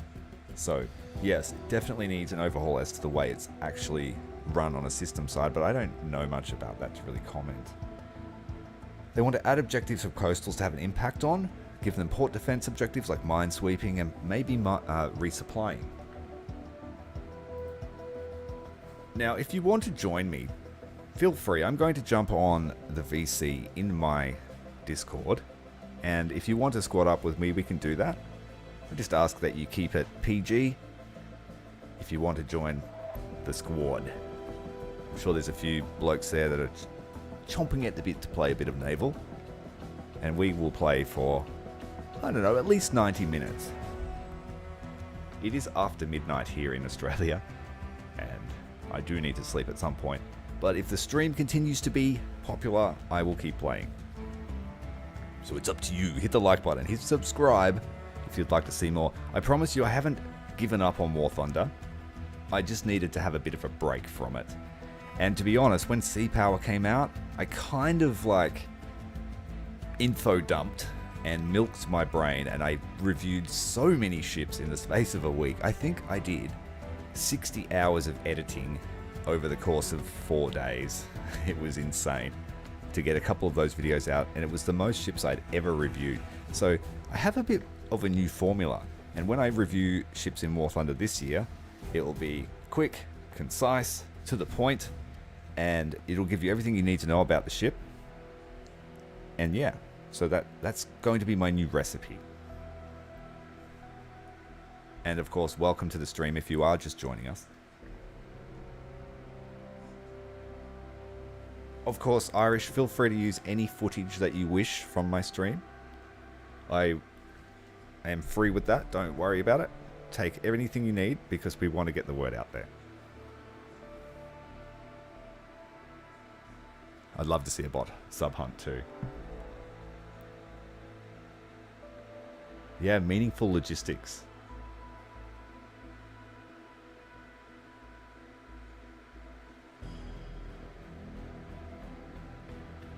I agree. They used to be, like, so when, I don't know if you played that long, but ground mode, when it first started, used to have those extra objectives. They were only very minor. You know, there was a few extra tanks around the map, but they existed, and it is a shame that they removed those from the maps, because it would be nice to have that grand combat feeling back in War Thunder. I used to feel like the scale felt a lot bigger. But we're talking ancient times here.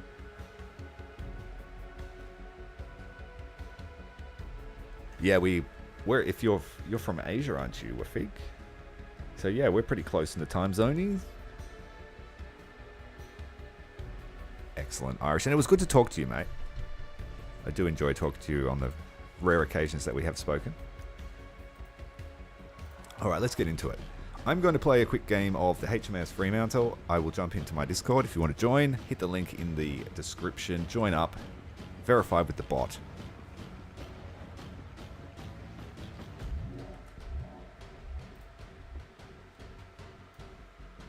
And I am kind of an amateur at streaming, but this week I just decided, you know what? Screw it. Stream all the time, and you will get better at it.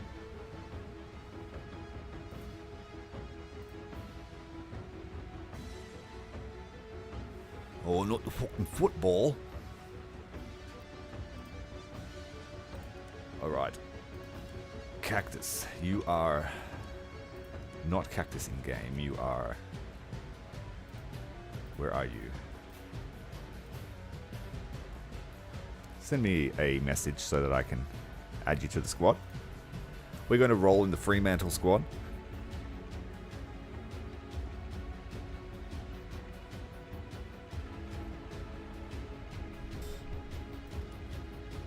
Yeah, so the Fremantle, HMAS Fremantle, my favorite boat, became my favorite boat in the game, and I will show you why. Statistics, weight service record. Most kills in a boat would be the M802, of course, because it's just broken. But second place, Fremantle. And that was all in the space since September, I think that's when it came out. Man, it's good. I put a talisman on it, and it earns so much. So much.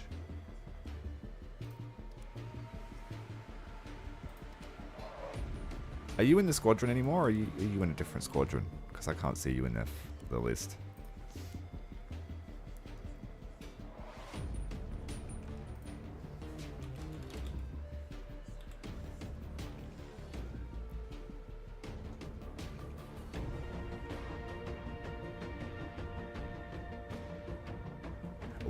%, yeah. It's all about the mission points. And I can tell you right now that I'm a bit of a hog with mission points too, so I get where you're coming from. Like my playstyle is revolves around maximum damage to as many targets as possible to take advantage of that system. Hello, Prabois. Welcome to the stream.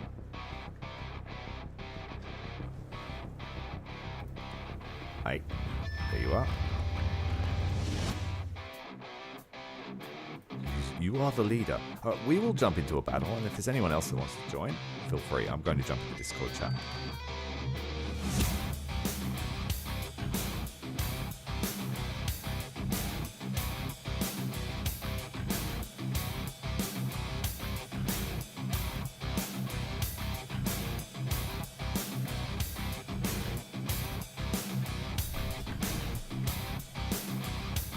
Ready up when you're ready. My lineup consists of Fremantle as the flagship, then the Fairmile, I don't really use these. They're there because I need to spade them. But I much prefer the Dark Aggressor and the Gay Archer as my backup boats. Dark Aggressor, can't go wrong, all the way up to say 5.7.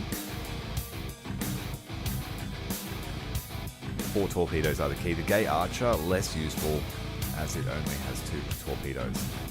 But it does have that juicy premium bonus. And Speedy, are you coming into chat?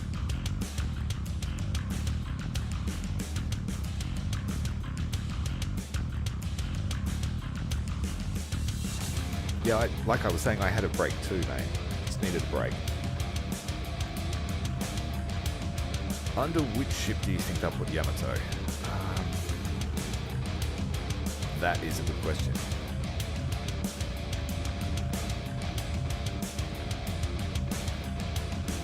I mean, it could be completely arbitrary, but I would say probably after Fuso, but knowing Gaijin, they'll want to put a roadblock in between. So maybe after Amagi. I honestly don't know. Speculation at this point. I still have to upgrade these things. Nightmare. G'day, Cactus. Nightmare will be coming on as well. Good to know. The power team. Oh, here he is. Hello.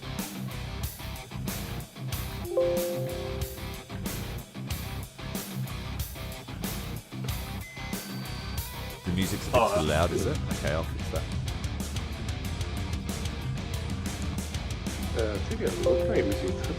The time is 12:58, if my eyes are not deceiving me. Is that better with the volume for my voice? How do I sound? Beautiful.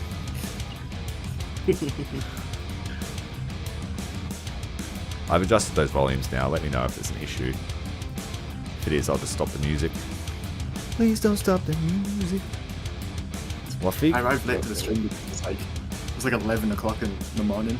I've been asleep. Like I've been awake like maybe 24 hours. So I just went, I'm gonna get some sleep. Welcome to the squad, Quaolia. I probably murdered that pronunciation, but welcome. Alright, let's get back to Great Britain. We are playing 3.0 Coastal.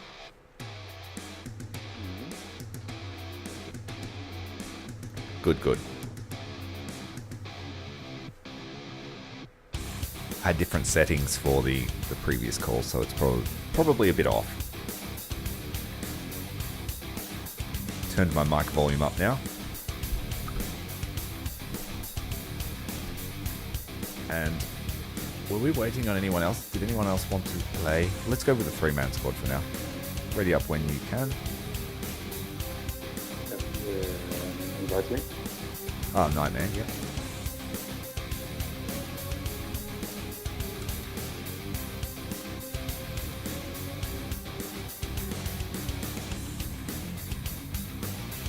Invite sent. Yeah, thanks, good.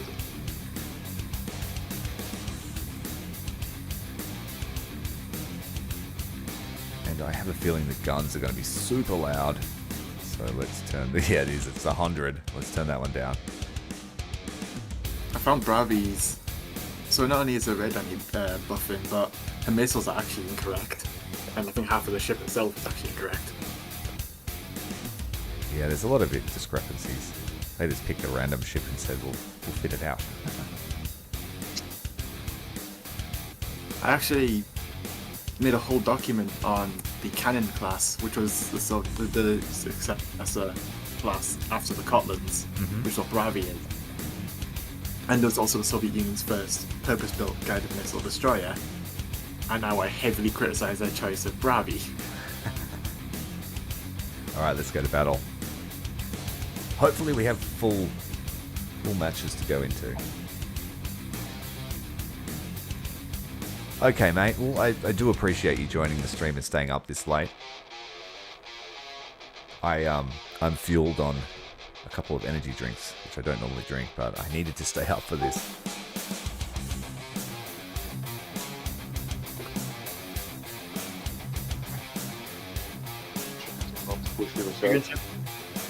No, it's okay. It's Sunday tomorrow. I'll set the kids up with Roblox and I should have some time to rest. Oh no, not Roblox. Oh, the Roblox. Hey. Hi, Gunship. Hey. Sorry. Coming to say thank you to your commander for streaming it and everything. You're most welcome. Thank you for hosting it. It was a great idea, and it got me off my butt back into Warthunder at least. I haven't played for a few months, so...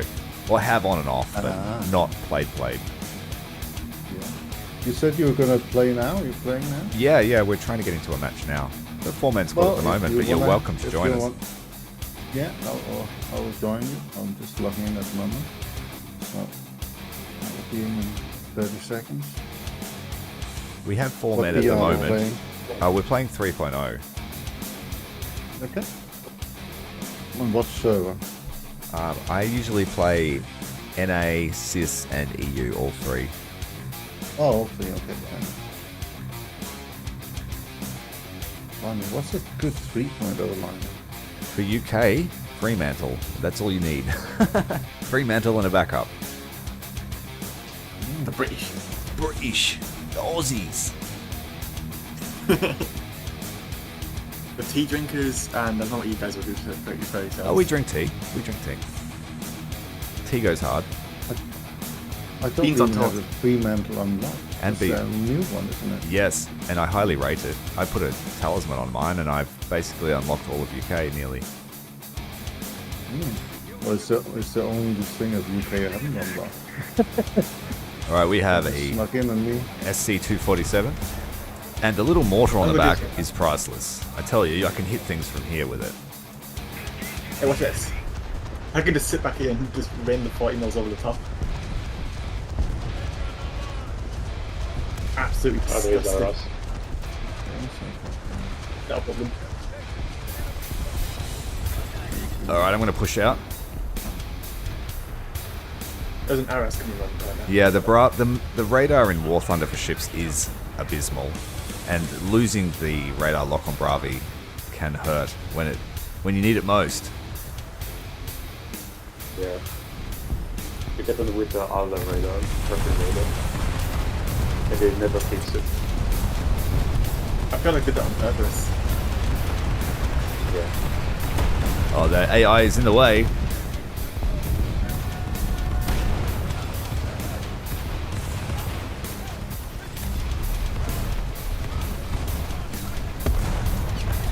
Oh, we've got one of those French abominations. Yep. The submarines are not here. He gone. We have Ours is a difficult to second deal with. French ship. Wait, it's 2. Might be Amiens. I might need a warm-up game or two. It's been a while. Only 2 ammo racks so far. Oh, there's an L9059 just spawning in. Just going off the hot side. Yeah, just keep an eye out for that French gun platform on our right side. On the starboard side. Road. Onto the cap zone. What's your... Oh, there's our... Go away. I don't like you. Oh, I see. Get him. Drop RT on him. Oh, I already have. I definitely didn't pack a Euro off, of course. We've got an Asheville. I think it might be AI. Is the L9059 just that doing what I'm doing? How's that volume, chat? Good? Not too loud? Not too soft? Just right. Might be dead, yeah. But you haven't been playing War Thunder. What have you been playing? I have been playing a little bit of everything. I've been fortunate enough to make contact with a few developers over the last year, and they've just been throwing titles at me to play. Yeah, So, yeah. and my life was very stressful at the end of last year, so I didn't have the time to commit to making Warthunder content, because I like to be pretty thorough. Yeah. So I've just been playing games and just uploading raw footage of new titles and mainly strategy games. The Modi must live. But this week I've been streaming a game called Car Dealer Simulator, and oh my god, I'm addicted to it. That sounds like the worst job ever. Yeah, and I've been like Baron. I don't know if you remember him from iNavy. He used to be in there. He's a car dealer in real life, and him and I have just been having a great time. Yeah, well, he's still there, Blue Baron. Yeah, he's still there. Yeah. I wasn't sure. Yeah, we've been having a great time, and he said he was going to use my stream in a presentation just as a joke. Just the lowball offers I've been offering. The shady practices. Yeah.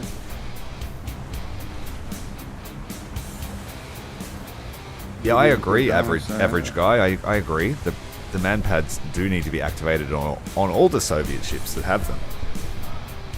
There are a few. Where's my Israeli postal tree? Go away, battleship. The ones who want to, especially the So ones when we who will have see a have Chinese propaganda. thing. Well, yeah, Chinese Navy. I guess it'll be pretty modern. It's gotta be a Chinese Navy. You know, they will have to make one. We've got so many people. from China. Artillery on the French ship. Yeah, she's still alive somehow. She robbed my artillery. We just ignore her, stay away from her. We might be alright. We also have... Oh no, that's just a Soviet riverboat. Here comes the destroyers. Artillery hit for good effect.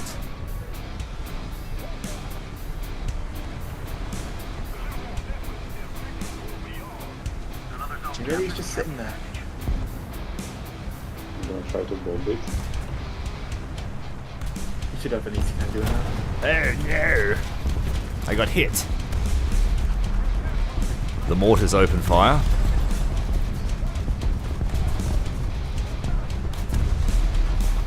Usually a lot more focused.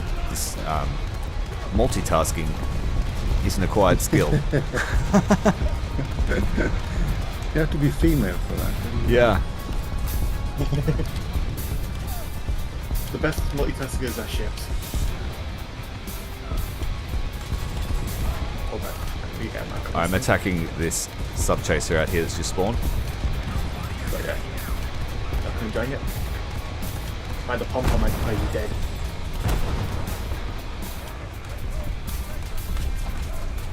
Turn.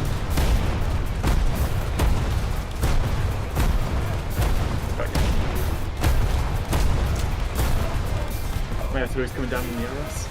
He's been hit. He really is as well in that artillery. And I said to the boys before Gunship that when Sea Power came out, I kind of like overdid it with the naval content. I reviewed like 50 ships in 3 days. Oh.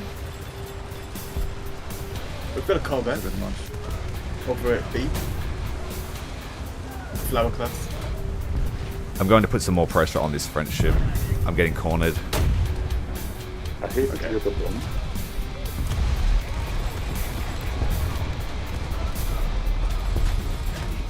Alright, back in it.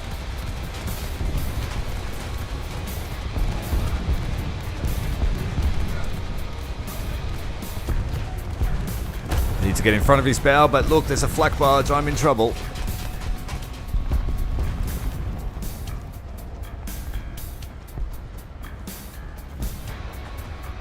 Yeah, if you haven't seen my Sea Power series chat, make sure you check it out. It took a lot of effort. You know, it's a game that I'm afraid if I play it, it would be too overwhelming. Like too many things, too many things I thought that too. I would not like it. I thought that too, but you can pause it. Just with the press of the space button, issue your orders, have a think about things. It's actually quite a good game. Yeah. I recently got Sea Power and my will to play Warthunder vanished. I will play it more, but when it comes to early access, I like to play games in, every few months to see how it changes. You sort of get a lot of value that way.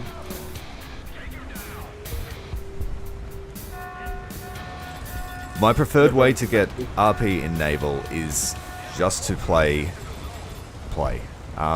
I usually average anywhere between 5 to 10,000 RP, but I have premium. And I use a lot of talismans. Oh shit! Torpedo! He's dead.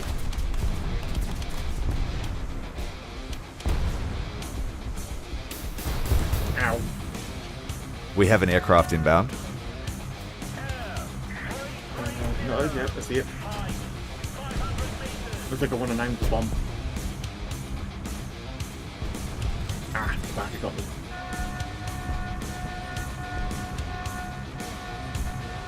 Can anyone see where the flak barge is? I didn't see a black. He killed me good. He killed me real good. Aircraft. Yeah, well, the 109. These guys going off. He's going down. Ah, you're the Frenchman, are you? Arr. Guy in chat, he's like, dream killing us. All's fair. All's fair.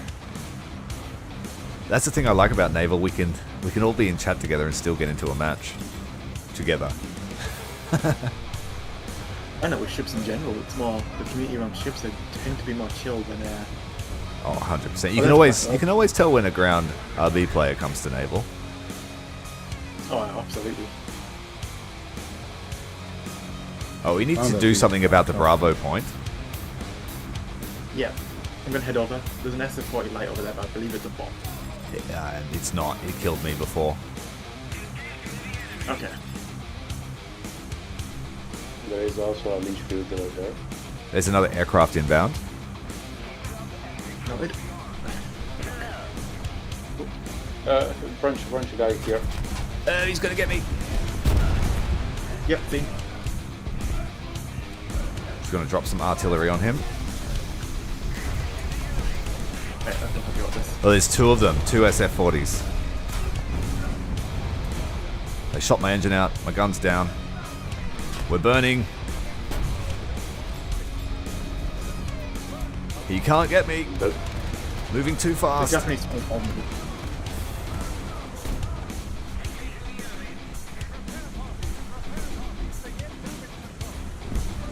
Good job on the Bravo capture. Just in a holding position. Watch out for the SF-40 just there, Speedy. Yep. Hi, how you doing? Aircraft inbound. Depth charge. He's dead. Good job.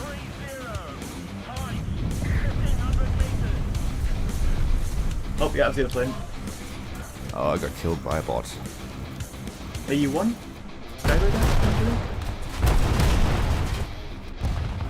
Looks like My it. choice of aircraft is the Firecrest. No, that's Firebrand.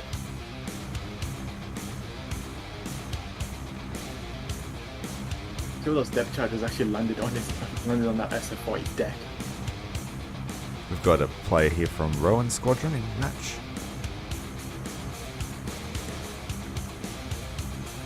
Oh no, that's the French. That's the French plane. I forgot what it's called. He's diving down the U, it looks like. Yeah, he is. We can just hold the points, we win this battle. Sasumi did really well. Another SF-40 here, throwing it well. Whole team doing excellent damage. I don't know if you saw the post I put in on Photos of Media, but I got a full player game of Naval. I want to go for this aircraft. Where'd he go? Oh, wait. There he is. He's too far away.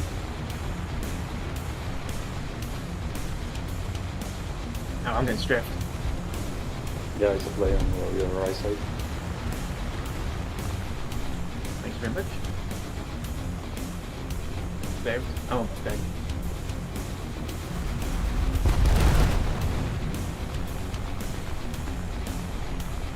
Got the rockets. The rockets are gone. Good win, guys. Nice one. Second place.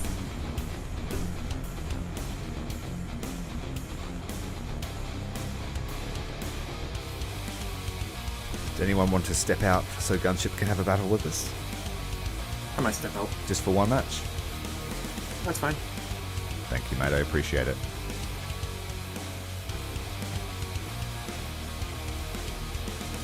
It's going to take me a while to get him back into the hangar, though. That's okay, mate.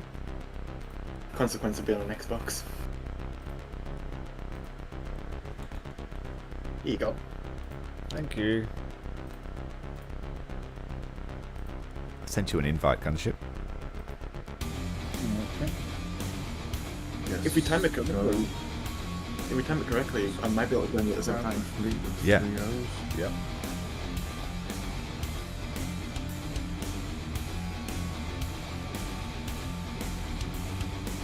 I just set out servers. What I should do is a holding one. Going 3 out. Put together because my pretties are on cooldown. But this will do. So I did a poll during the stream, and the tally of the poll is we had 53% of players prefer enduring confrontation, 23% had no preference, and 23% preferred standard matches. So from our audience there, obviously we were there to discuss EC, so yeah, still an interesting spread. Absolutely. I think if EC was done right, and I think if it had the same opportunity to progress like the other battles, if people do like to get to the next vehicle and whatnot, I think that would help. But yeah, it was a good. I sort of felt it was a good round table with a lot of different views and stuff. So yeah, we'll see if Guardian takes some note of your stream. That would be cool. Yeah. This is going to be a pretty chaotic battle, this one. We're already in. We got straight in. Oh. Very lucky. My FPS just died.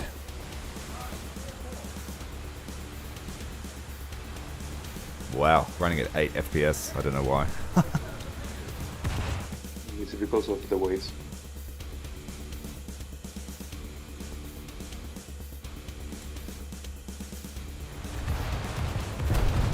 You guys got frame issues?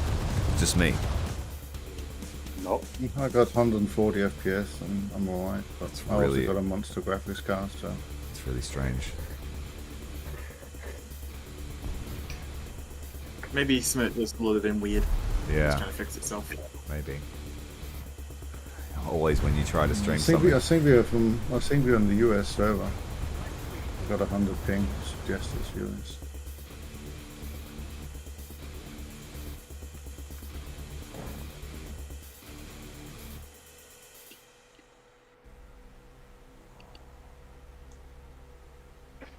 There's the...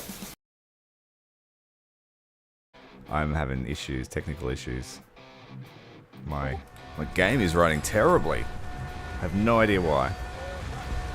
Hi, Tiger.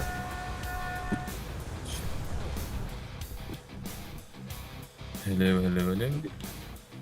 Sorry. Hello.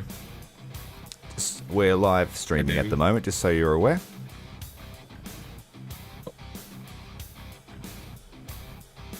I'm gonna be quiet then.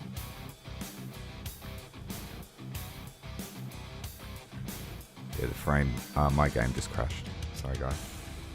There was something going on this end. Never have 8 FPS. I should be able to join back in.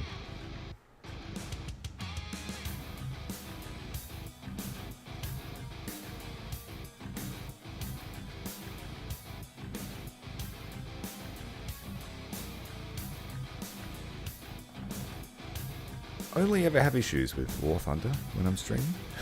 Everything else I've ever streamed has been pretty fine.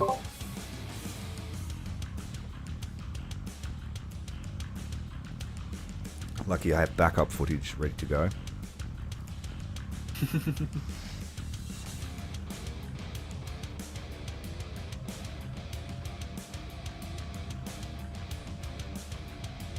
Says a real Tyrael just dropped out. He spotted me. I did a napalm. Yes, I would The like fact to. that I put I'd like to return to the current battle, please. the fact that I we have go. actually been in that squad with him, that was funny. Yeah, my friends are back, everyone. Hey! And so is the entertainment. Aircraft inbound. Yeah, that's good. The show goes on.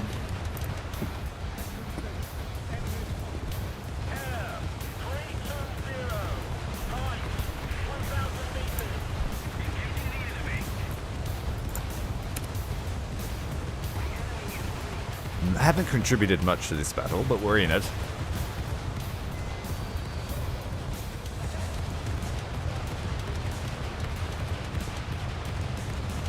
And it seems the stream dropped out at the same time. Oh. Multiple issues on multiple fronts, huh? Yeah, but we managed to catch it.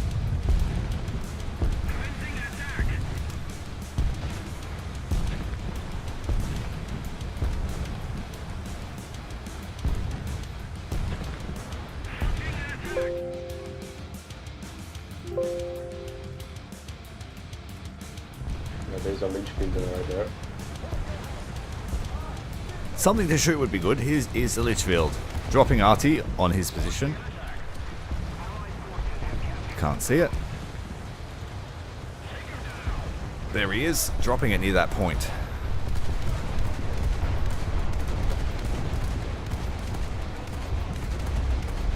Hey!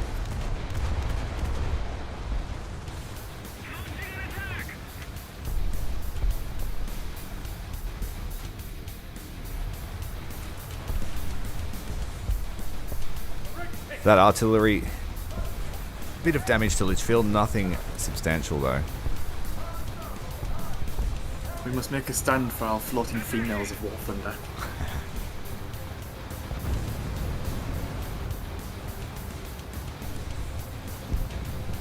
It's good to see a good turnout here. 22 viewers at the moment. Thank you very much for joining us.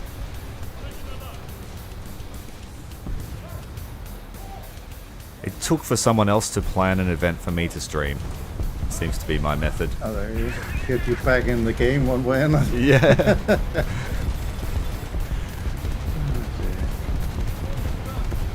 Now, I am excited though. Like it is in a better state than what I left it.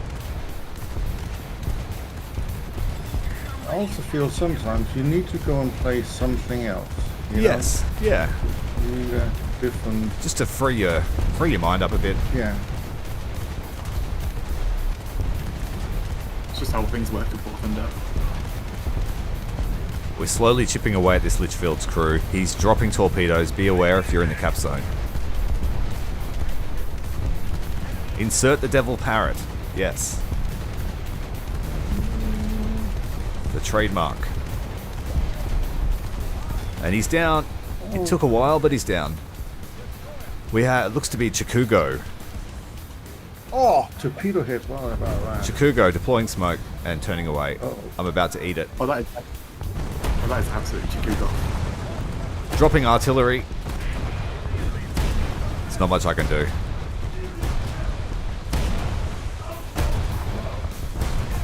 Just keep my bow safe. You can't shoot me. That should be alright. Nope. There's a Terra Nova on the bed side. The artillery's coming down on Chikugo. Will it kill him?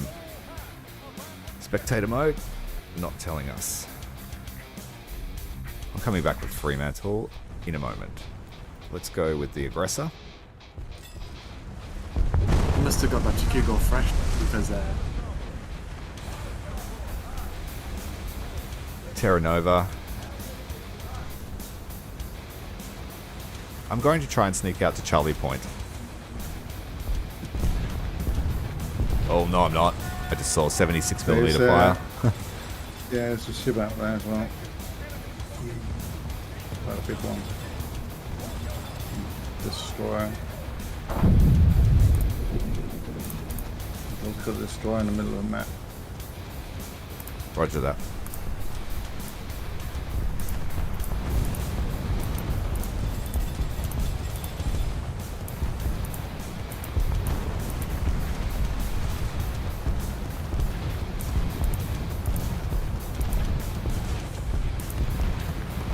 This chick... Oh, Terra Nova, can we get him while he's distracted?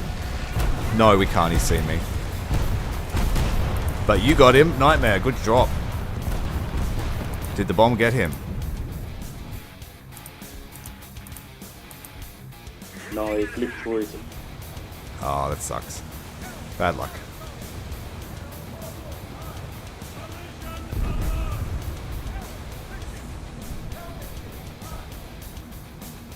Watch that corner there, squad mate, in the K7. Oh no, I dropped all my torpedoes. That's such an amateur move. Yeah, that's not good. Goddamn space button.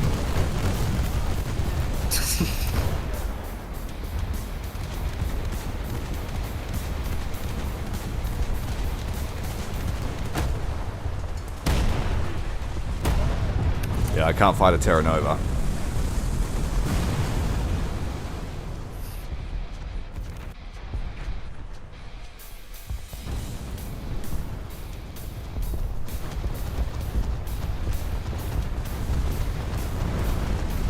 Early defeat.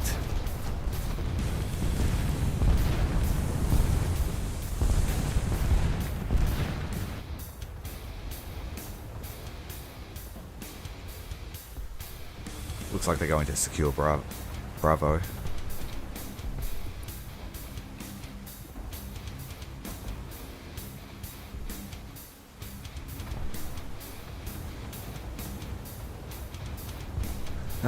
You realized after I sank you.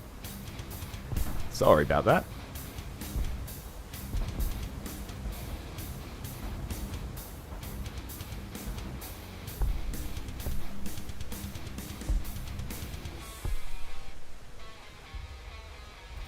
What state are you gentlemen in? Are you alive? I'm dead. The Nightmare is still flying. I didn't even earn enough for an aircraft.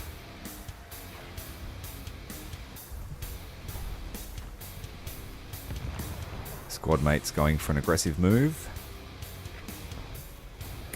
Got the Terra Nova still on the Bravo point.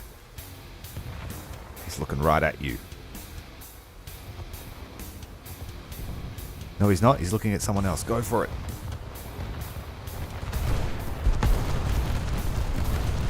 Your one chance. Get those 76ers. Get them. He's seen you. Airstrike from Artilleryman. Sealing the deal. But unfortunately our squad mate has succumbed to the fire.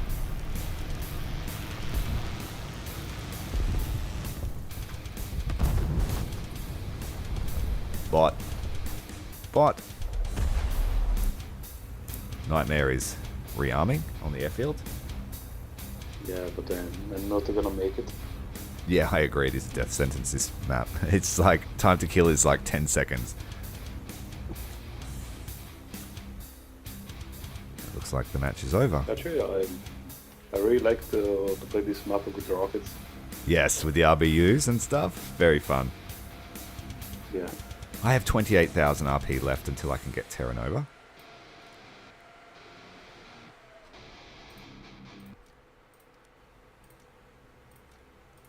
So I haven't had a very good match, but meh. We made 8,000 RP in the first match. That's pretty good. I need to put a plane in. I use the Firecrest. Just out. I highly rate the Firecrest with rockets if you're playing UK. Yeah. Not bad. I've got the Firecrest. For low tier only, of course.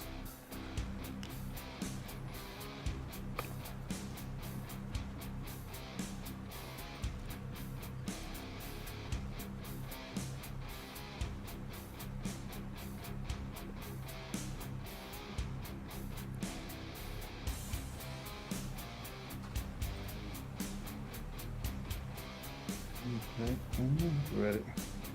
Okay. If I can unlock the Terra Nova tonight, I'd be happy with that. A couple more matches, I think.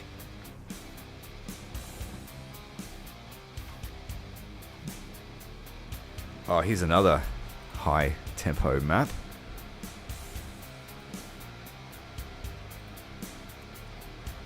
start looking at each other.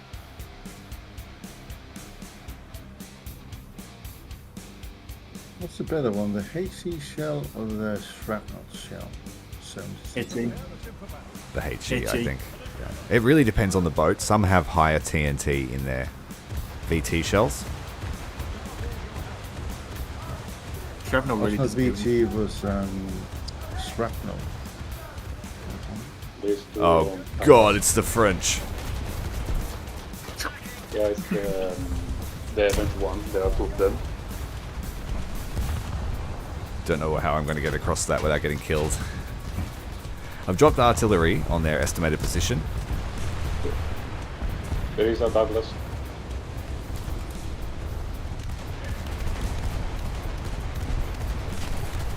He's lost. I don't think they can get us. They're too close, are they?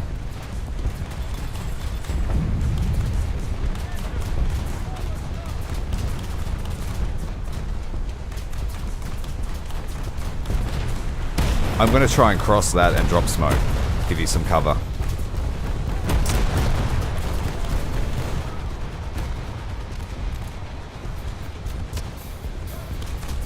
Oh shit, torpedoes. Better fucking dance, guys. What a dodge. He got the dodge, but he's run into trouble. Absolutely murdered. Look how many there are.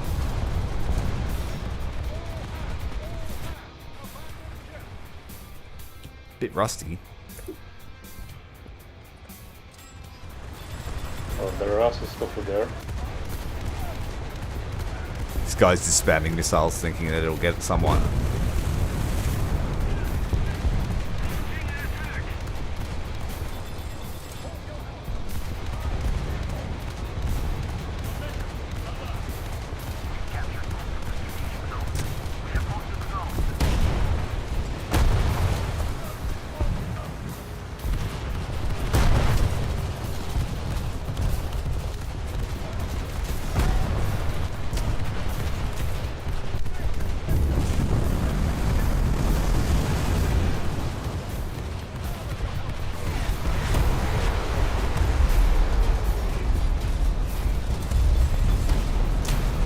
We're being flanked at the spawn by this PT.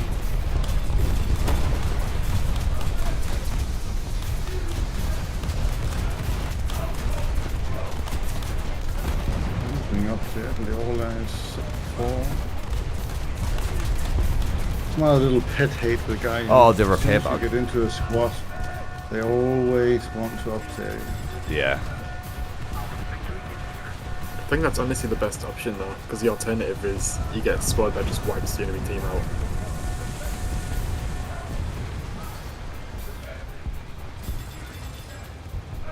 Very badly damaged. Can't do much. More torpedoes coming.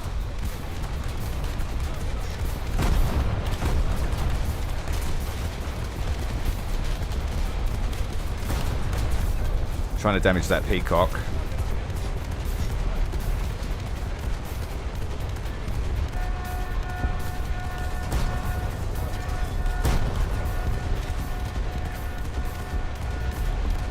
Again with the peacock. Take his gun out.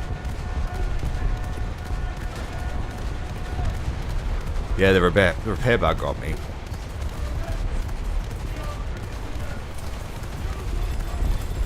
We ran into the shore.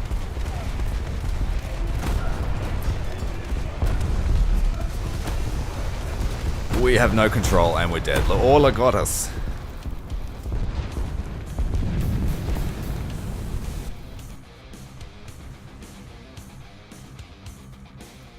Let's try a different approach.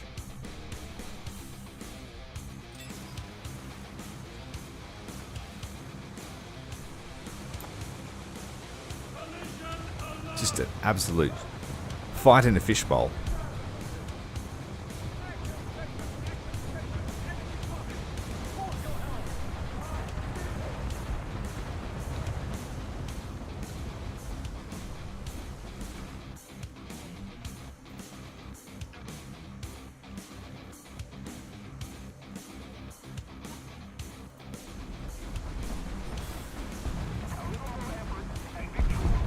See a destroyer pushing the Charlie point.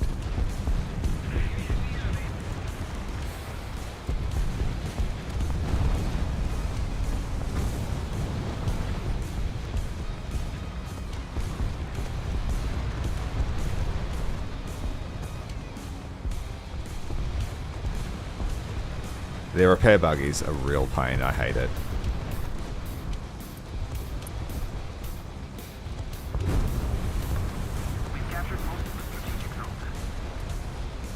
We have an enemy PT boat.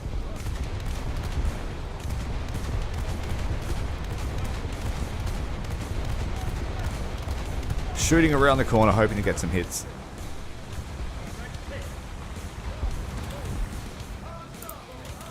Put a couple of fish through that passageway.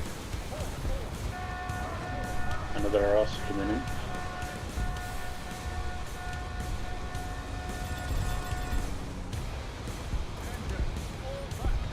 Oh, I see a battle barge. He's down. Dropped my bombs too early. Come on, range it, range it. Before he sees us.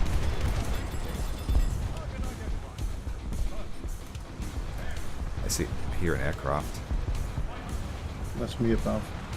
Okay. Oh, that's me above without a tail. Belly landing for the win.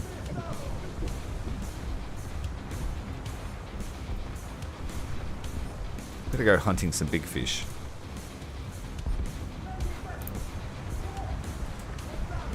The one is pushing from this side. Roger that. I see him.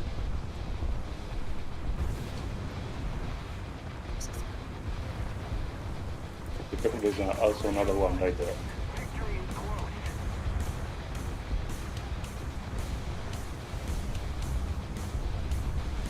The guns are down.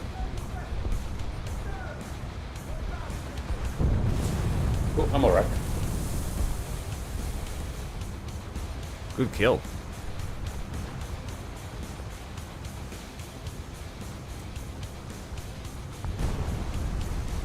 Another good kill. Oh shit, Chikugo. Oh no. Just take out her forward gun. The bridge. Oh, it's just, it was looking right at me. Damn. I dropped artillery on it. I think it's stationary. No, not. Yeah, I always have late join on so we can get quick battles.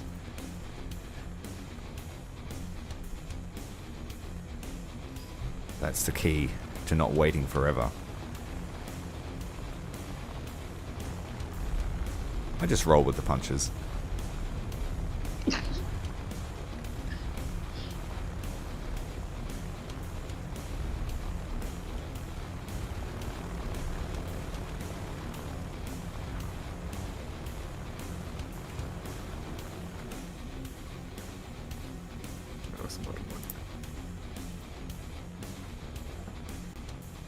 VC and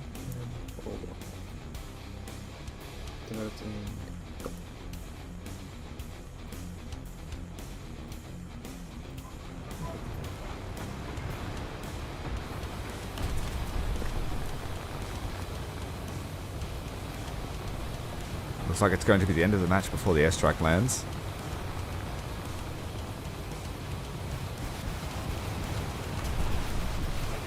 I think there is another Tranolo. Oh, good hits there to end. Ah, you're gonna love that misinformation the press does. I got an article talking about the Houthi rebels, and it puts the North Korean destroyer as a picture. They might be on Lend-Lease. Apparently one of them sank. Yeah. G'day, Greg. Welcome to the stream, mate. Good to see you. I was worried the other day when you left the Discord, but I'm glad to hear that it was just a technical issue. I always get really sad when someone leaves.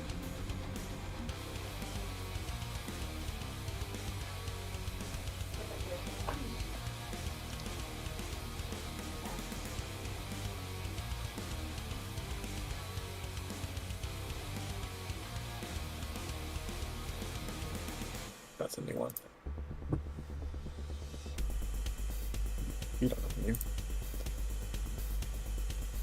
Oh, you don't. VCM or one.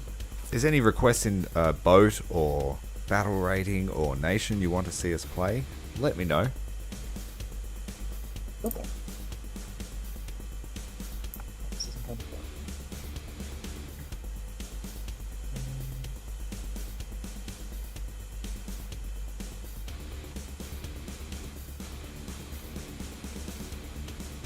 Yes, Oh.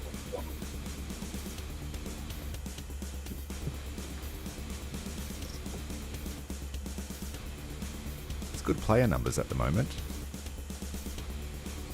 They've been quite high these past couple months. Increasing the rewards will do that. Probably is because they're gonna add the new battleships. Mm-hmm. Yeah. Bismarck incoming. What are they going to put him at 7.3? Oh. What should the Just rumors make you wonder what it reload would take should to be? get to 7.3, really. Yeah. What are you However. expecting the reload on the Roma to be, Greg? From the chat?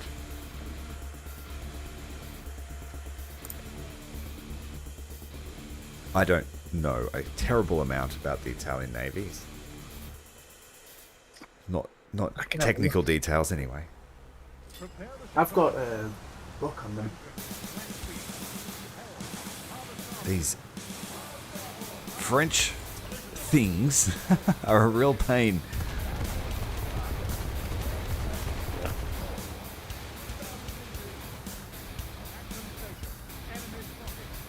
Jebediah Kerbin, hey?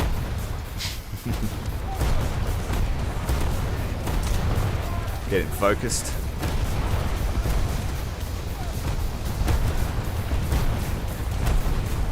They are stream sniping. They will fail.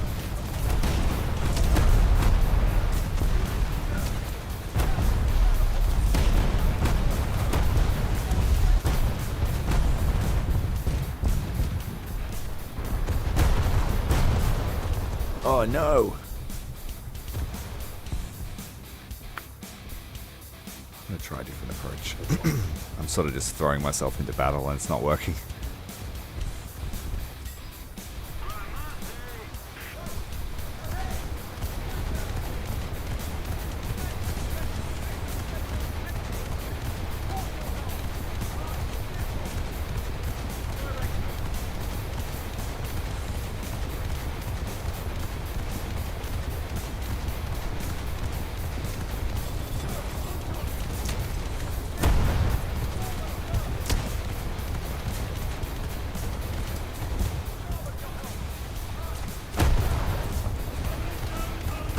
Got double the firepower to me, but I have pretty thick hull at this range.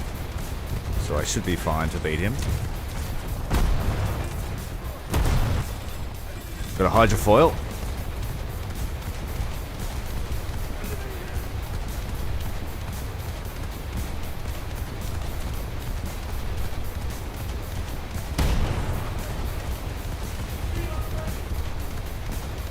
Chipping away. Should take him down in a sec. Assuming I don't lose the gun.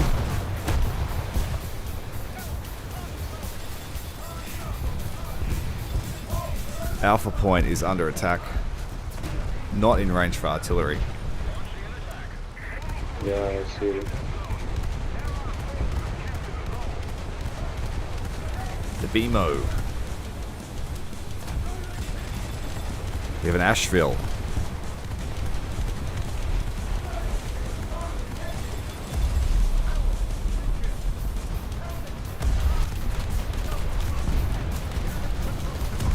Yeah, they are all back there.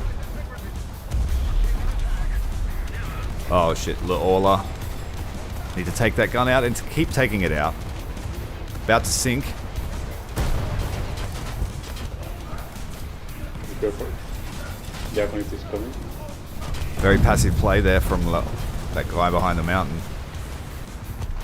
I've got the numbers for the main gun fire rate of the Elitario class. Yeah. They said they can get 1.3 rounds per minute or 1 every 45 seconds per gun.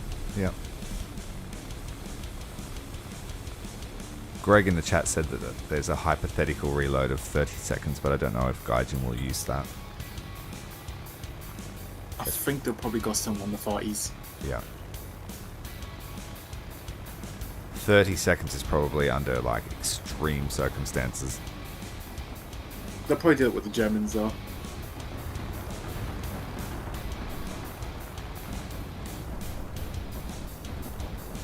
Just the AA accuracy is ridiculous here, so keep moving. Yeah. I don't know if you saw the clip where I basically recorded me going to bomb a Soviet armored riverboat, and I dropped the bomb, and the guy machine gunner helped destroy the bomb.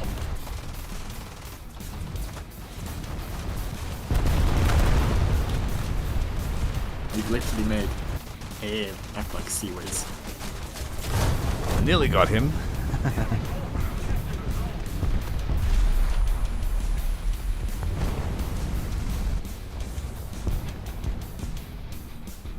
The enemy are everywhere.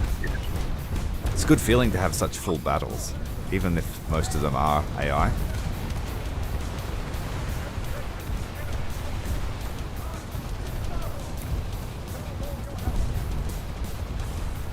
Our Terra Nova friends are back.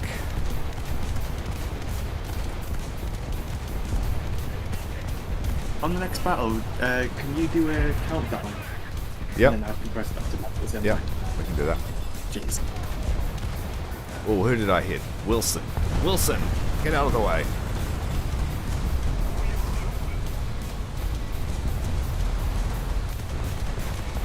Get out of the way, Wilson. Oh, it's William. That's why. He's not listening.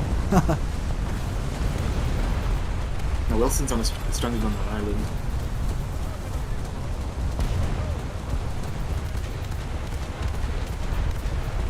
Sort of hemmed in here.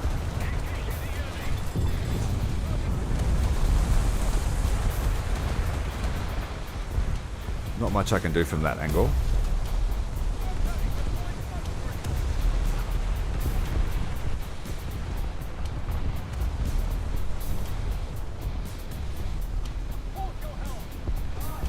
Stuck behind this island.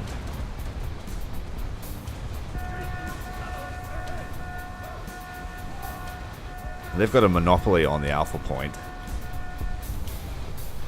Yeah, there is a commit.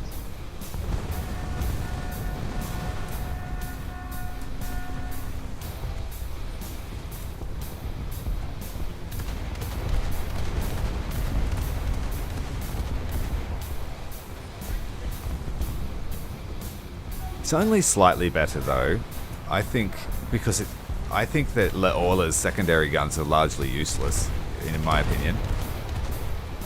They're not completely useless, you know. They're not? No, because there's quite a few of them. And what you can do is you can switch to them so you control them yourself. Okay, yeah. And all of a sudden they become reasonably focused. I'm heading for Bravo now, if I could get some cover, if you are able.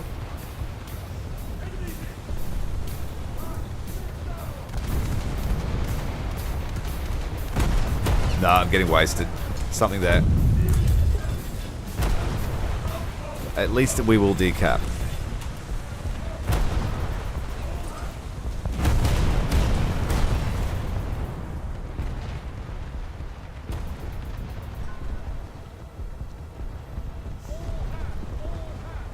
Minutes.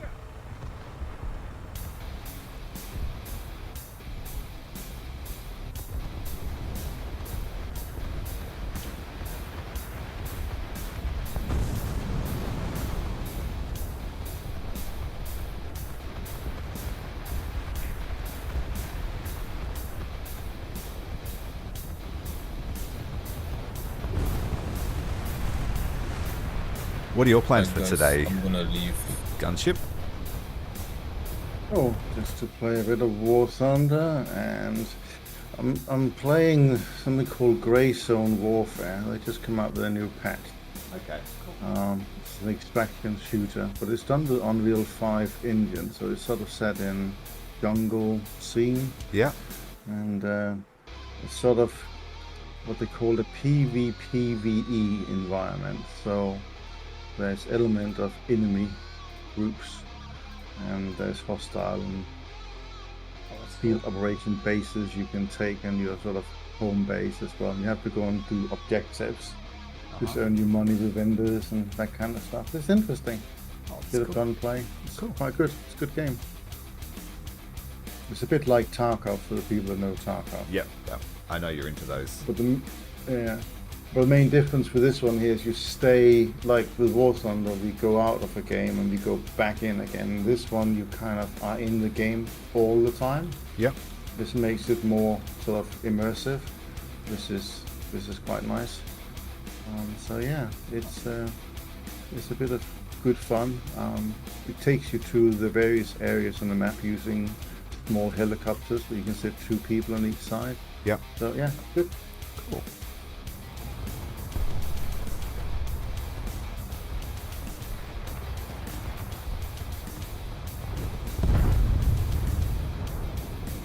How you going there, Mike? There, you surviving? You got an enemy coming straight towards you.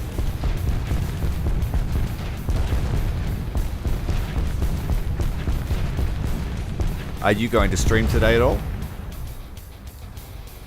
I might do, but since we're on your stream, I thought I wouldn't stream at the same time. Well, it's 2 a.m. for me, so I thought maybe I could hand over to you if you wanted to set up your stream and take over.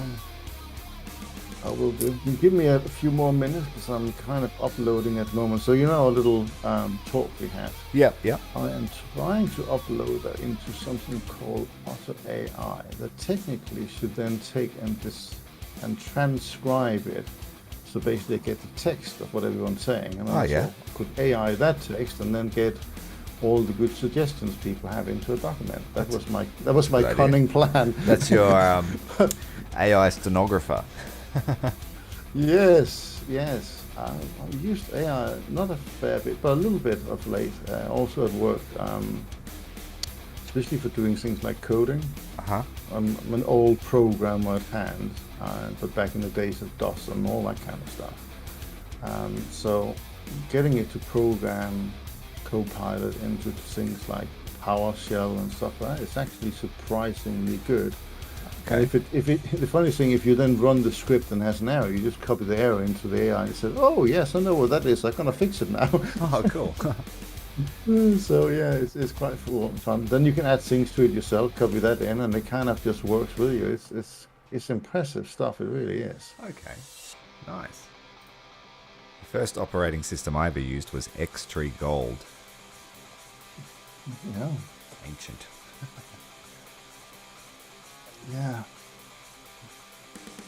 I think the first computers I used in video, that must have an operating system, ZX81. Yeah. Shit. Raw code.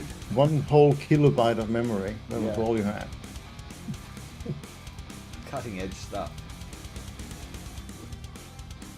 Was at the time.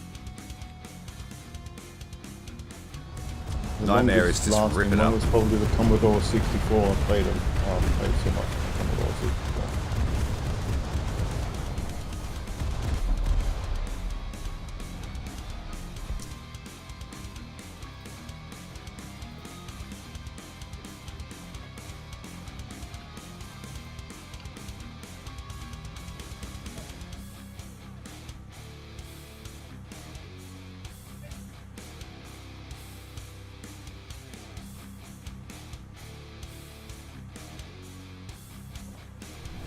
I've completely run out of energy, guys. Completely run out. So we need to recharge. Yeah. So I think Adavik's going to be sad because I don't know if I can make it back in 3 hours. It's alright.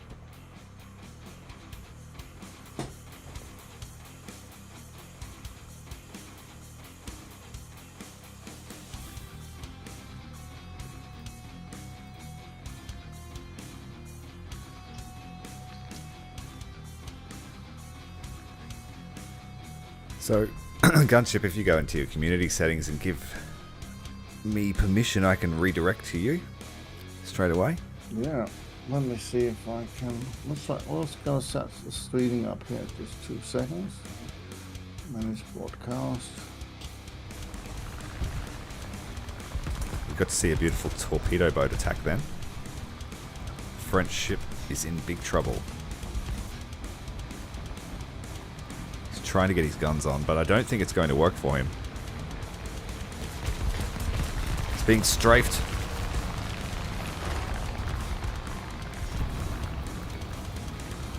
The PT boat. The motor torpedo boat is doing the smart thing, staying out of his gun arc. And it's over. And it's all aircraft up at the moment on our team. But we have managed to get the Bravo point back.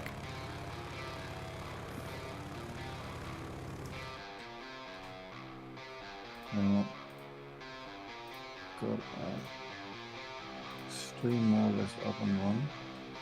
I wonder what the best combination, like what the most deadly combination of vessels is for Warthunder.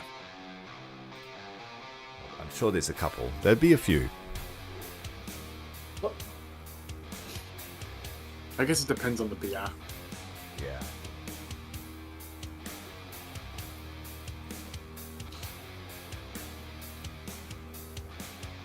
I need to one day do a high grinding session for Isuzu. And once I get her, it'll be the one and only destroyer in the coastal trees.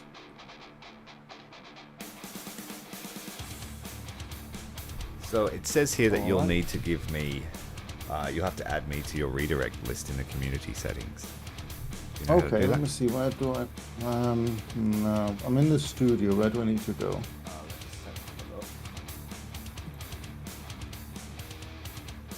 I think you go to community tab. Yes. That's community tab. Yeah, I've got that.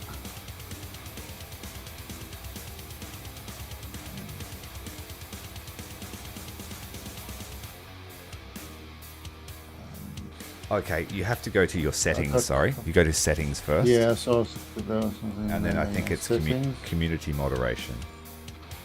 Ah, there we are, yeah. And then you can either just Which list do I add you under? I have all channels can redirect to my content if they want to, but I guess you could just add me. Yes, I can just click on that and click save. That's probably the easiest. Settings saved. And then, so we are just doing some tech wizardry here, learning on the fly.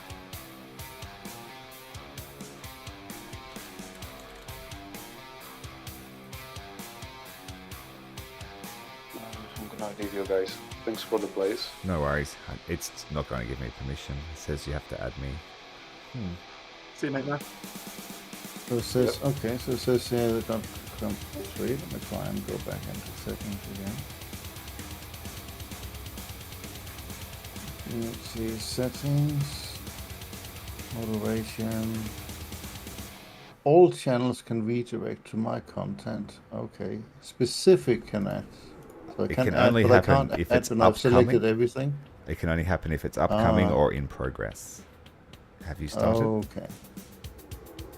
Yes, it is. It's up and running, but I just only started it a minute ago or something. It hasn't been running long. Okay, I'll try again.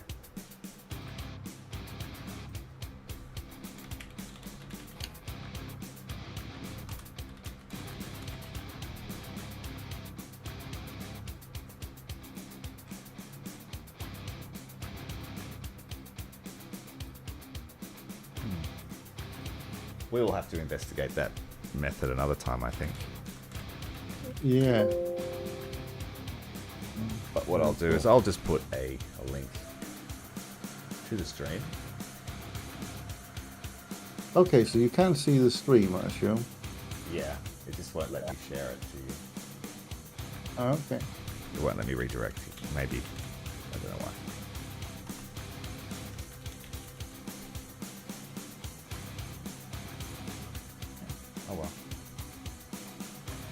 Guys, if you want to keep the Warthunder Naval rolling, make sure to check into Gunship stream. I put the link in the description and also in the chat there now. Jump across to Gunship and keep the support rolling. Thanks very much for watching today. If you were here for the whole stream, again, thank you for contributing, and I will see you very shortly. I won't make it very long between the next Warthunder iteration.